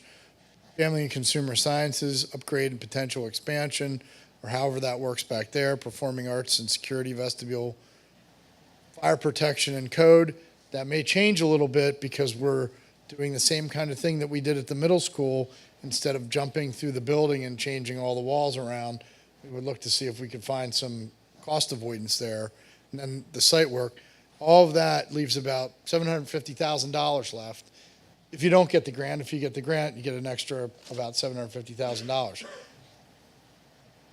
Mrs. Lentz and I are worried that $44 million of borrowing isn't going to hold, and all of these numbers will crunch. And when I started to look at a schedule for this, if you go to the next slide, and I started to look at potential board actions, and these are for you to know what may be in front of you later this month. The proposal from EI, which the district has, the proposal from K&W, the district just received, the bid release for prime contract, for the GC contract, Giza Phase 2, and we'll put our notice out for that tomorrow at some point to make sure that we're ready for that meeting. With October, really going to be that general contract dollar figure that comes in for that bid. That's what happens here, and I think the next slide talks a little bit about schedule. So this is where I say things to you like, if you start going now, this is when you actually have buildings. So if you start going now, and we authorize this month to start moving forward, and there's some, even if it's next month, if you do design through May 2023, bid and award next summer, start next summer with a little bit of work in the middle and high school, and then build your additions from fall through the following December, you're probably still going to be coming back in the high school in the summer of 2025 to really finish that up. Because we're not going to want to disrupt the kids during the school year. We're not building, nor are we renting any swing space to be able to do that with. So as we stand here tonight in 2022, completion of that project doesn't happen to the end of 2024 and maybe even into the summer of 2025. I'm not sure what's going to happen as we continue to go with costs. I don't see costs going down. I heard somebody say the other day, well, inflation went down. It's, instead of it being 5% in 3 months, it's 3%. And somebody rejoiced in that. And I said, yeah, well, it's still 3% in a short amount of time. It's not going to cost less. And as I said, Mrs. Lentz and I are worried about the continued interest rate situation. The athletic complex, if we go now, and we get through permitting and we start our work next fall, we're off really into the summer of 2024 or beyond until we're using any of that stuff. Could we go that fast? Could we go that fast the summer of 2024 for use of that field? So there you go. From where we are now, 2 years. 2 years to the stadium? 2 years to the stadium, yep, at least. I think we could make that, but finishing it at the end of the summer for a fall will get harder and harder to do as we slip time past. So really, not that you won't have it for other sports, but if you get it at the end of the summer, which traditionally schools like to do, you go a few months here and we're going to flip to the end of the next summer. So I mentioned this before in the Facilities Committee meeting, but not everybody was here. But I was really excited to see what we've done at the high school and the proposal. It seems to meet all of the needs and that we've been addressing, as well as those additional areas of concern at the middle school. We seem to be addressing those needs as well. And I don't know, for the first time, I'm hopeful. It's like we had all of this stuff, all of these needs that had price tags on them, and they just weren't going to fit in the bucket that we had. I'm mixing lots of metaphors here. But now it seems like the thing, we actually have a solution that we could potentially afford that will address our most significant needs. I certainly want, I think we have to reflect a little bit more on what we've got here. We have a new superintendent that I really want his input, but I mean, obviously the clock is ticking. But I do want his input. I want to provide the building principals the opportunity to provide their feedback to, say whether they believe that the needs at their schools are being addressed with these plans. But I'm much more hopeful now that we can actually address the needs with the budget that we set for ourselves than I was before. I think there's still, from my perspective, maybe not from others, from my perspective, there's still some details that need to be worked out in regards to how the outdoor athletic facilities are going to be met. But as far as the other stuff, I'm feeling pretty good about things. Christy, can you, and I hate to put you on the spot, can you give us a rough estimate, because I don't have it in front of me, what our current fund balance is? Sorry. Give me 1 second. And while she's looking that up, the other thing I'd say is, Mr. Burt, I would agree with some of the things you said about pre-K and how those elementary schools weren't necessarily designed for that, and how that is certainly an option, is to maybe, just me shooting some thoughts out there, but maybe looking to clear up some classroom space there. And I look at the enrollment report, the most recent one, the 3522, but what I found interesting is the largest class that we have is 9th graders in the entire district.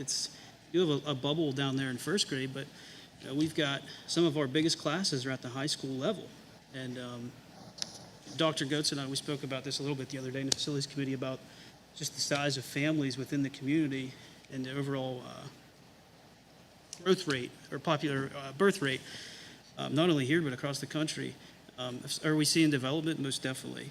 Everybody is on the 81 corridor. That's not a secret. But I don't look at this and think that this is growing so fast that we should slow down our thoughts and what we're going for with what we just saw here and what we've been seeing for about a year. So I'm really excited about this, and yeah, if you have that answer, that would be awesome. So as of June 30th, 2022, we were projecting a fund balance of just a little over 11 million.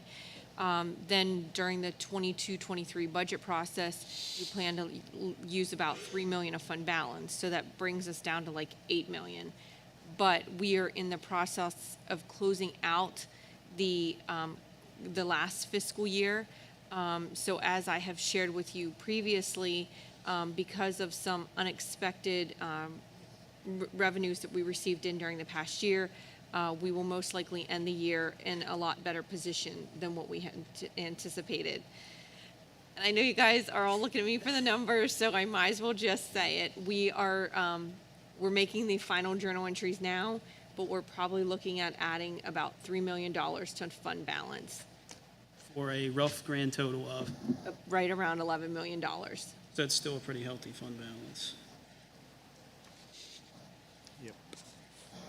And can you remind me what the financial advisors recommended that we have in fund balance as a percentage of our budget and what that raw number would be?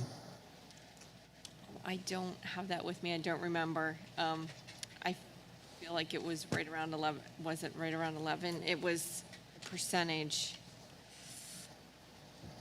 So in a range, we'll wind up with the amount of money that they recommend that we have in fund balance. One additional comment, and I just want to add to what Dr. Goetz said about taking another look at the middle school and high school from the building principal's perspective. If we could do that, Dr. Moyer, I know that the original, we were originally given a good, better, what I'll call good, better, and best proposal. The best proposal, if you looked at the comprehensive needs of the district 20 years out, I believe that number was $107 million. We don't have anything near that kind of money, but I'm assuming that all those things, while some were more important or critical than others, I don't think you had anything on the list that didn't need doing. In other words, all those items could use to be done in the 20-year plan if we could afford it. And the observation that I'd like to make is, for example, when we renovated the elementary school some years ago, James Bird and Nancy Grayson, and what we're doing here is really different. We went in those schools, and of course, first we air conditioned the buildings, and then we replaced all the casework in each of the classrooms, and it was a refresh of the entire building, as opposed to major additions and so forth, and some renovations to specific areas. But in that previous work, we looked at all the casework, and the lights were replaced, the ceiling tiles were replaced, and so forth and so on. And so I just want to, I don't think it takes a long time, but just get the building principals to buy in, but just one more look, because we looked at critical areas of these buildings, but we did not look at every classroom. And really, I would just ask, Dr. Moyer, just one last time, are there items that we see in either of these two buildings that can't stand another 20 years out, before they're refreshed? Again, because this approach is different than an approach we've used previously, or I think perhaps a kind of common approach, in a renovation where a refresh of the entire building as opposed to specific areas would be done. Thank you. I was saying I was going to take it calm. Red, come up to the microphone. Oh, I'm sorry. How much money are we losing in our hesitation of doing something? Well, there's a question that Ms. Lenz definitely doesn't want to answer for me. If inflation, you have to agree to decide what the dollar value is of inflation. If you decide that it's something like 10% in a year, you're losing out of that $40 million, you're losing $4 million a year. So That's only inflation. That's not interest rates. That's right. I think it's better to speak generally about the fact that this community is faced with double jeopardy because inflation is hurting construction prices and interest rates are going up. So we're going to get less for our money, and we're going to have less money to use for the same mortgage payment on the schools. And while I think Mr. Burt's idea of revisiting with principals is good, and Dr. Goet's idea of making sure the new superintendent is involved, there's a path to doing that. And the path to doing that is saying to EI, get going, involve the new superintendent, involve the principals, make sure we're covered. It's a catch-22 for the principals, because the principals, if they say, well, maybe this, maybe that, then we drag on and we wait to build. And if they say, no, we're fine, they might shortchange themselves. So it's tough on the principals to be able to say, you know what? This is good enough. This is frustrated architect syndrome. You continue, no offense, Adam. But you design and you want the perfect design. You can't get the perfect design. You have to get to a point of diminished returns and make a decision. And that's where we are, because forgetting whatever the number is, any of it is too much. And in this situation, it's heavy. Because we started out at 49 million, right, Christy? We got a notice that we went down to 44 million. Now you add this on it, we lost close to $6 million and have nothing to show for it. Let me ask you this, when will, even if we add on to the schools, just the estimate, I can't hold you, when do you think that adding on does not make the value of the school worth it? You know, is it better to build the new schools and move them all up? You're not close. You're not even close. Because if you think about building a new middle school or a new high school, it costs way more than what we have fiscally responsibly said we want to spend right here. So that's not close. I think as you think about the idea of, well, in the future, what happens to the high school if we have the athletic complex there, et cetera? Well, what most districts do in Pennsylvania is they take that high school and they make it their middle school. And they start to do different things so that they can transition. You get to a point in 20 years where you want to build a new high school, you build it somewhere else and you acquire the land. The easiest thing to do to up your program for those middle schoolers is put them in that high school. So you're still using that area where you have facilities. I think as this campus, you would always, at least in our lifetimes, be using this campus in that way. And there's only so far out you can responsibly project without just getting paralysis of analyzing the situation. That must be the reason, because I go around to a lot of schools, do basketball officiating, and I was noticing how many stadiums are behind middle schools. There you go. Or the middle school was smaller and they had more land and they built it there. Yeah. There's two reasons. Thank you. Damon, can you just kind of explain it a little bit more? You brought up about getting, as we go forward, getting the, opinion of our next superintendent as, but moving forward now and being able to make adjustments. Like, can you just kind of walk us through like what that really looks like so I understand it? Sure. First thing we do is we find out when he'd like to be able to be available to learn all of this stuff that's floating around in our heads that he's just learning right now. So as soon as that happens, we begin to show him what we're looking at now, explain how we got there without miring ourselves in the past, explain some of the problems that we're talking about and the input we're looking for that Mr. Burt's been talking about. And that is really, and we're going to do that anyway. We're going to offer. I don't know a lot of superintendents that show up at a school district and say, hey, what are we building? Because that's going to be great. Nobody does that. But we're going to offer to do that anyway. So that time period of final discovery of do we have everything right, as Mr. Burt suggested, and the superintendent getting input, understanding the principal's building needs, that all, we're actually lucky. We're lucky that he's sitting here today ready to go because we can start doing that because we didn't have the luxury of you being here 2 months ago. So I see that as a congruent series of meetings and discussions, both with the team and then with the principals and potentially with the board, so that you, as quickly as you can, but without continued lack of activity, get to a decision point.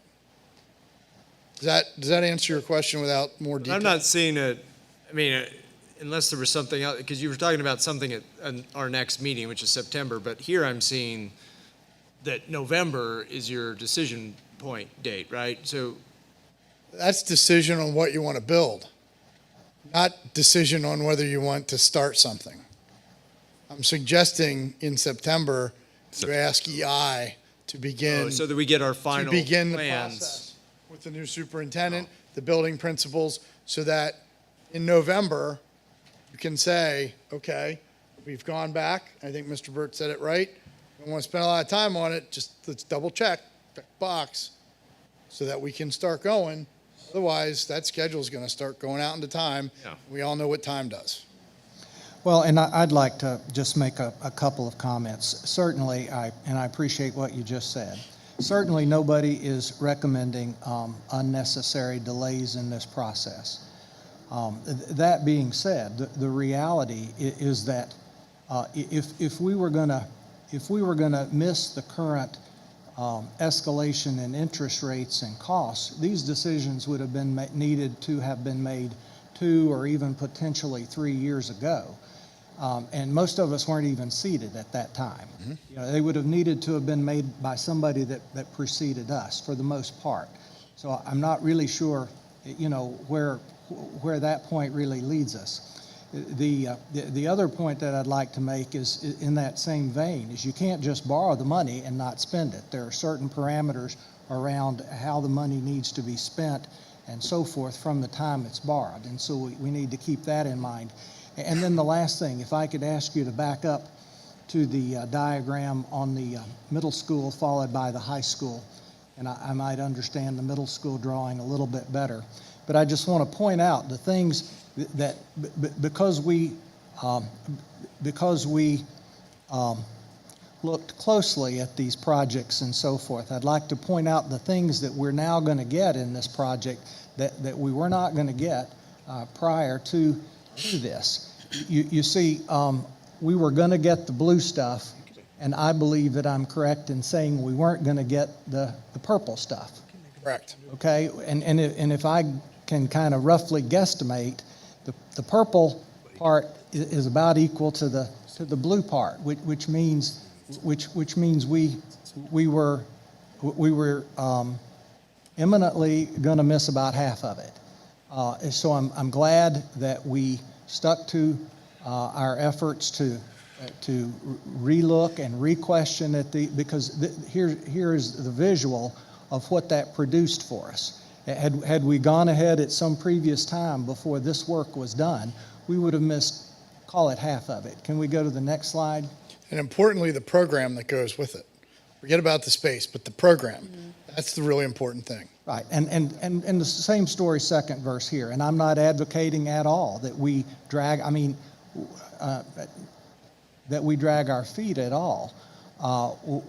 But I certainly have advocated from the very beginning that we get this right, because we will be tied into the debt service for this project, which is essentially assuming level debt service. Now, that's not all the money we can borrow. It's just how much we've ever had to pay back in the past, that level, and plus a little bit. We'll be locked into these payments for 25 years, and we'll be essentially locked out of any additional significant work. Because there's only 2 additional retirements of debt, and they're wrapped into this thing. Now, if we look at the high school, we're adding, I guess, the part along the top, we're getting this performing arts work that we weren't going to get. We're getting this secure vestibule. We're getting this family consumer science upgrades. Some of that you were getting before, but we actually reduced the high school program to add to the middle school program with the same budget. Now, that doesn't mean that we took program out of the high school. It's that we're improving it differently. So instead of having a brand new gym and renovating the gym space into something else, et cetera, we're not doing that hopscotch, and we're renovating things in place, keeping that program to be able to add program at the middle school. It was a shift in where that program was going to be added. And some of the items in the high school, for example, family consumer science in particular, I was embarrassed by. And almost similarly, the performing arts and so forth that relates to the band and some of that stuff. And then certainly we've been discussing this secure vestibule in the back of the school. Thank you very much. Damien, I want to clarify in layman's terms here, all right? You presented a budget and you presented a project list. When do you want the budget and the project list approved, and what am I doing in September? I'd like you to consider EI's proposal in September. And EI's proposal is what you presented tonight. That's for architecture, for them to start. It's for them to finalize these concepts with the administration, the new superintendent, and then the board, and then when you say so, design. So just because you hire them under the agreement doesn't mean that you pay them all the design fee. It means they start. You can stop them at any time, but they start.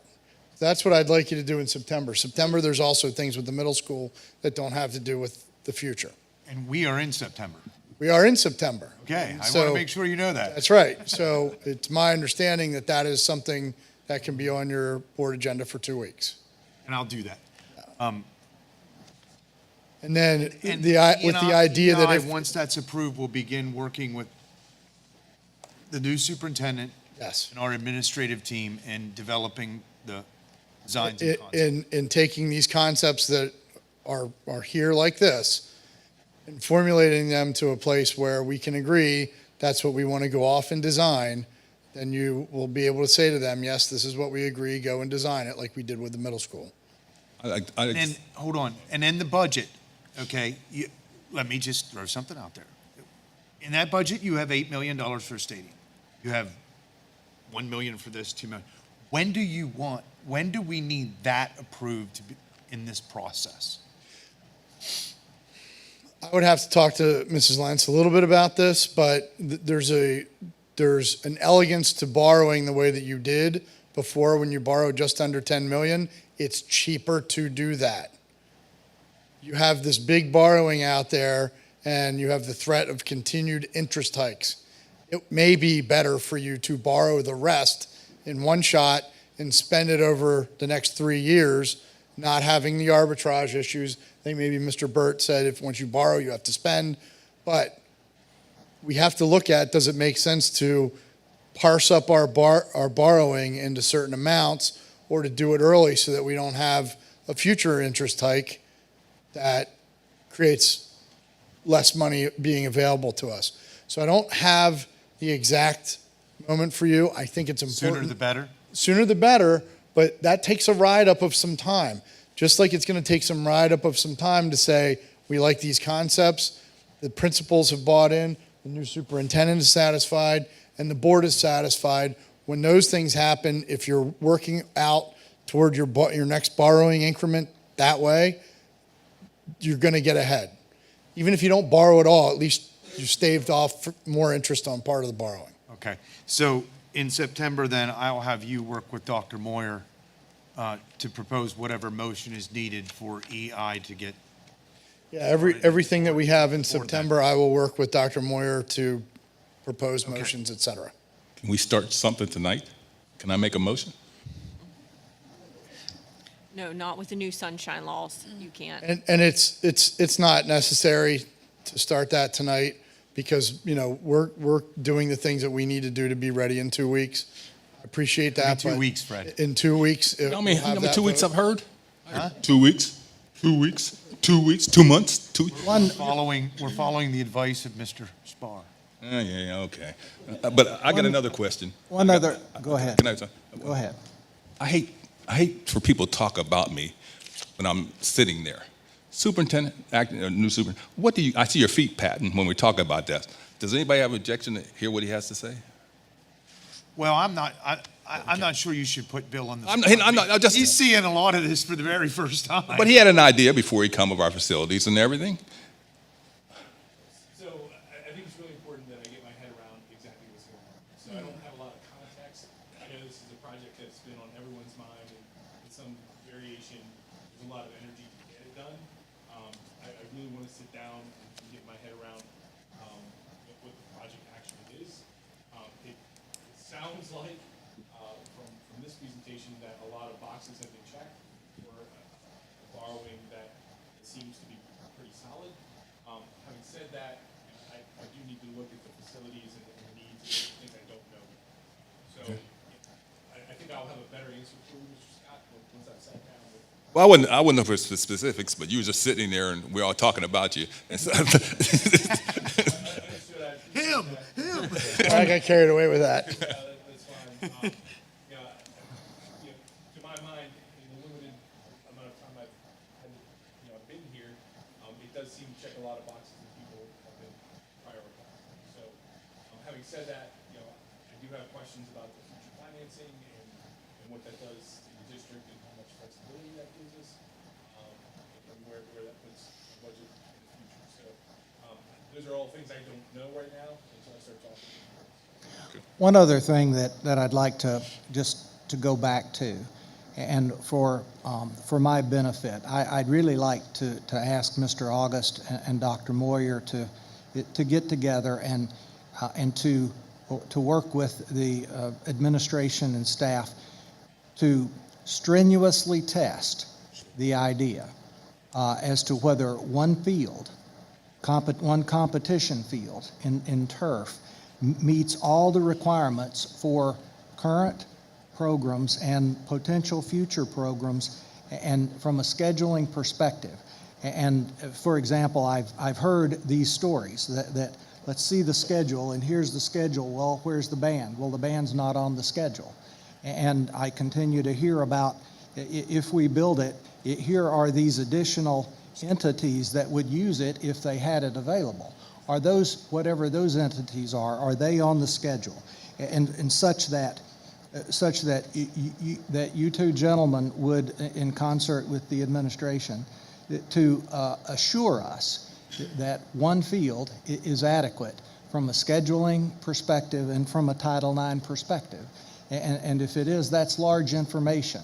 If perhaps it isn't, that's also large information, because we just saw in one of the scenarios, depending upon how you view it, that we've used 47% of the high school property that exists here. If you need another turf field, and depending upon how it's characterized, you probably don't have the room, which is what puts us back into that landlocked discussion. And if that were the case, and this is absolutely critical, if that were the case, then how would we meet those needs, and where would that additional field go? If that's not the case, then we need to know now. And I would just point out that there were school districts mentioned up front in the discussion and so forth, and I would observe to us that many, if not most, of those schools do not have only one competition field. If we simply look at our neighbor Big Spring School District, they don't have just one competition field. They have more than one competition field, and so it's absolutely critical. I'll believe it or not, I will rest if I can be certain, and if we can be certain, that one field is enough to meet all the scheduling needs and all the Title IX needs and so forth. Then it really does come down to a matter of where you put it. If we can determine that we need that one field is inadequate, then the discussion is bigger than where do you put it. It's where do you put them, and how do we address that? Thank you. I hate to get back and forth, but in your plan, there's two fields, right? The one we saw, the last one had two turf fields. There's one turf field in the One current turf, plan. but there's another field can be. Chad, is there two turf fields in that plan or one? One. Yeah, so again, my recollection of kind of the last kind of big athletic conversation we had, I think it was like maybe back in April or so. And at that point, the discussion was, hey, let's focus on the one field here by the track, kind of do all the work there, one new synthetic turf field. You obviously still have other, varsity level acceptable playing fields for other sports. So the Title IX question is fair. We can certainly address that and speak to it, but we have plenty of districts that only have one turf field. But but the present soccer field and field hockey field, that can be changed to the second field. We just don't have to, we can have the decision what we want, turf it or not. We can leave it grass, but we can also turf it later on, correct? Sure. So that gives us, we have ability to have 2 fields on this property, correct? That's the bottom Yeah, line. physically, geographically, orientation-wise, absolutely. The question I think that Mr. Burt had raised was if you go with a second turf field, and the interpretation from the borough is that it is truly treated as impervious cover, then you would need zoning relief. Not like that is something that's out of the question to pursue either in the event that that would be the case. But I would say, I mean, yeah, it's true. We see plenty of schools. I mean, we have a number of districts we're working in right now that have one synthetic turf field, and they are totally fine and compliant with Title IX. Scheduling is always a challenge. I mean, it's a challenge right now. Frankly, the challenge becomes, as you mentioned, Mr. Burt, as soon as you have that synthetic turf, especially if it's lighted, everybody wants to be on the field, which is a great problem to have. Still a scheduling thing that needs to be resolved. Well, let me point this out too. And when we compare ourselves to other districts of what size, it's really very interesting because a couple of the districts that were mentioned and one I just mentioned is only about 2/3 the size of our district. It's interesting to look at all the data that's available on the Pennsylvania Department of Education website. But if you look at the districts and the average daily membership of the districts, and you sort that, what you actually find, and I was surprised by this, but we're 72% of the school districts in the state of Pennsylvania are actually smaller than us. I would have thought we were a small school district, but the truth is we're in the top third. Now, we don't compare, for example, to Philadelphia, but relative to a lot of the districts around us, including Big Spring and South Middleton, they're only 2/3 the size of us. And so when we talk about one turf field and what are all the rest of the factors, and I do believe that you said, and it's the reason I think this question is so critical, because it relates to what we should be able to see right now, looking out 20, 25 years from now. If one field is absolutely adequate for this school district to meet all the scheduling and the logistics and Title IX, then I want these gentlemen that I asked to do this, then they can tell us that, and we'll move forward. And this decision is simply, where do you put it? If on the other hand, there's more to it than that, and one field really is pressing and so forth, and the reality is that we should be able to see today that we needed 2 competition fields. And for example, there's different things, like Big Spring has a small venue field, in turf, but they play football on the grass in their main stadium. So we have to understand that. And so that's really all I'm asking, is that we because we are landlocked and because there are size restrictions on this property, and we're really pushing awfully close to those, we should be able to see that today, and we should be able to do what the folks that came before us on these boards did. They handled themselves, and they handled the school district finances in a responsible way, such that we have an appropriate and healthy fund balance, and they planned for the future, which is exactly what we're trying to do, and make sure that we get it right, so that we don't create a burden or a problem on the folks that come after us. Absolutely. Thank you. We'll certainly evaluate the Title IX aspect as well as, like we do with every conversation about athletics, is scheduling. So I don't want to belabor the point, but just to kind of put a different spin on what Dr. Burt or Mr. Burt was saying, my concern is just in losing practice fields. Because if I understand correctly, the latest plan that we saw in building that sort of turf field on the high school campus, we're sort of losing a field it's not a full field, but it is a field that's used for practices. I just want to make sure, and this is partially, a conversation with the engineers, but it's really for our administration to have the conversation with the engineers. I haven't yet seen what the schedule, the practice and playing schedule would look like with the latest proposal. And I've said this before in kind of a lighter language, but I'll say it now in a more absolute sense. that I am absolutely opposed to any plan that would double-decker our practices, so that we would have to have kids go home and then come back for practice. I think that's totally unacceptable. So whatever the plan is, I need to see that we can get all the practices in, right after school. And if we can't, then we've got a space issue that we're not dealing with. Well, and I'm just going to add on to that, and by students using those fields, it needs to be every student that needs access to those fields. So not just athletics, but also our band children or whoever else needs access to those fields needs to be included in that schedule. The latest schedule that I seen, there was 88 kids not included in the schedule. So if it's an issue right now with the space that we are currently using and they weren't included and added as a part of the schedule, then how is us just keeping the same amount of space going to fix that problem? So at a high level, if I could, to the schedule question, this is a predominant driver for synthetic is you can play on that field and be on that field 24/7, 365, whether it's raining or not, plus you put up lights, and now you have evenings, which, right, we're not looking to send kids home, but games can get scheduled later, other users can be scheduled later. So I think, and this is kind of not dissimilar to Damien's comments about engaging EI on the building side, is these kind of conversations all happen as part of the process.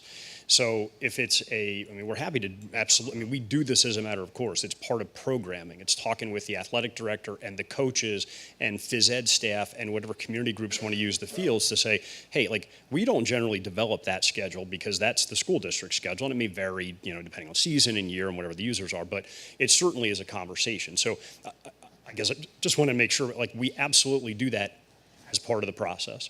And generally speaking, adding the idea mostly behind the synthetic turfing, the playability is key, is you get to use it far more frequently and often and regularly than a natural turf field, which exists in its place. So absolutely valid points. We 100% will address that.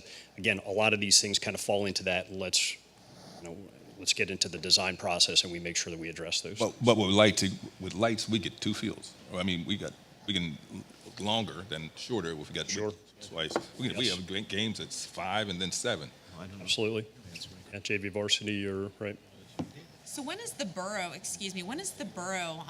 and you all able to actually sit down and determine, is it impervious? Is it going to be perceived as being impervious versus pervious? Because I think that is, to move forward, that's an important conversation because of that question. So a couple of thoughts. So one, a very typical part of our process, and it's written in the proposal, which I understand you likely haven't had a chance to review yet. One of the very earliest steps we take, in fact, it's the first one that's listed under our design services, update a sketch, and we sit down with the borough. We go in with a meeting and say, hey, we'd like to review our project with you, talk about all manner of things, the schedule, hey, what we're trying to achieve, how we're going to manage stormwater, and that particular issue, that would happen right up front. Again, at this point, that is not an issue with the first field, even if it is interpreted as impervious cover for a zoning purpose. It's only an issue if a second field is required, whether that's through Title IX, which I am hesitant to see that happen. I've not encountered that on any of our projects to date. Operationally, if the district chose to have a second field, that's a different discussion. But trying to summarize that, short terms, we go meet with the borough with a sketch plan and say, hey, here's what we're doing, here's a couple of questions and some things we'd like to discuss with you, here's our schedule, here's how we see it moving forward. We get their input, their feedback. I know we're going to talk about stormwater management. That is going to be a big part of that discussion for sure, but we ask that question at that time. And before we go to that meeting, we internally will have evaluated this Title IX discussion to see, is there something that would drive some regulatory need for a second turf field? And I think it's important to say too, given the extensive services that our new council that we'll be going with soon, that they'll be involved in that process, especially the zoning aspect. Because that may turn into more of a legal question than anything. Yes, we would certainly. That's a conversation we'll want. We generally don't go to that first meeting with council unless we think it's necessary, but we certainly would want their opinion, feedback, input, so we're kind of on the same page and same footing. Okay, any other questions for the architects? Thank you. Thank you. We can't wait to have you back. Try not to be so long next time. Okay. All right, moving on. Citizen comments regarding any non-agenda items. If anybody has another public comment that you'd like to make at this time, please come up to the microphone and state your name and address for the record, and the board welcomes your comment. Okay, seeing none, we'll move on. Are there any board comments? I have one. Fortunate or unfortunate, the incident we had with the individual running around the area and shut the school down. I had to come and pick my grandson up here at the high school, and I sat out in the parking lot and waited and watched what was going on. And when it was over, Ms. Luffy came out. She came out and she calmly told the people, the parents were sitting there all anxious. She calmly came out and told them what was going on. Then she went to the band, to the cheerleaders that had to go to get dressed to come to back to the school, catch the bus, go to the game. She calmly did that. Then the kicker was, she got out and directed traffic. The cars were in the parking lot going different ways, and she stood out there and she directed the traffic at the school. And I'd like to commend her for the work she did that day. I thought she did an excellent job. Thank you, Fred. Any other board comments? Yeah, I'll be real quick. I know that the two students left, but I'm happy to see the two new student representatives joining our meetings at the beginning. I think it's awesome. They're stealing your report, Levi. They are, but I guess there is one that brought it up. I think we had just recently had a track and field athlete commit to the University of Iowa. Help me, somebody. Jillian Sidnor, is that right? Yeah. I think she just committed to the University of Iowa, which is a pretty big deal. Yes. So congratulations to her. I think it's a good representation of how successful our track team has been in the last couple of years. Tremendous. Great to see our kids doing awesome things. The only comment I have is, we're not going to need an executive session after this meeting. I don't think it would be productive until I have a conversation with Dr. Moyer. He's probably not even aware of what it is, but he will be after this meeting. Any other comments?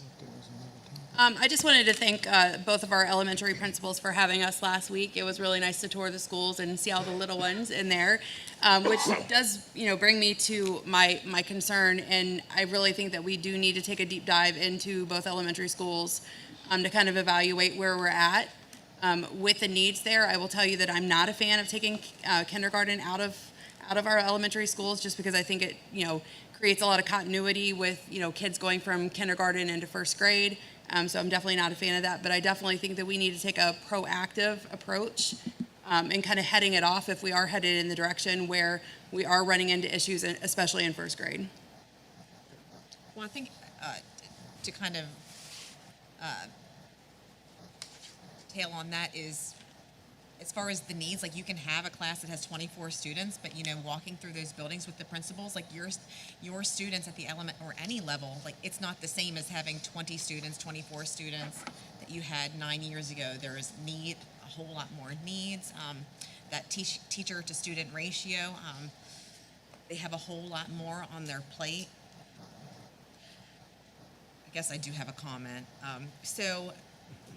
With all the stadium talk, we've been talking like a whole lot about like our long-term goals and not so much of our short-term goals. It's going to take approximately 2 years to get from beginning to end. So asking for the practice schedule, getting it all of our athletic needs for our outdoor facilities, to possibly have the outreach committee speak to Dr. Patterson or someone athletics at SU to see how can they accommodate our needs, like during this transition. Touring Veterans Stadium,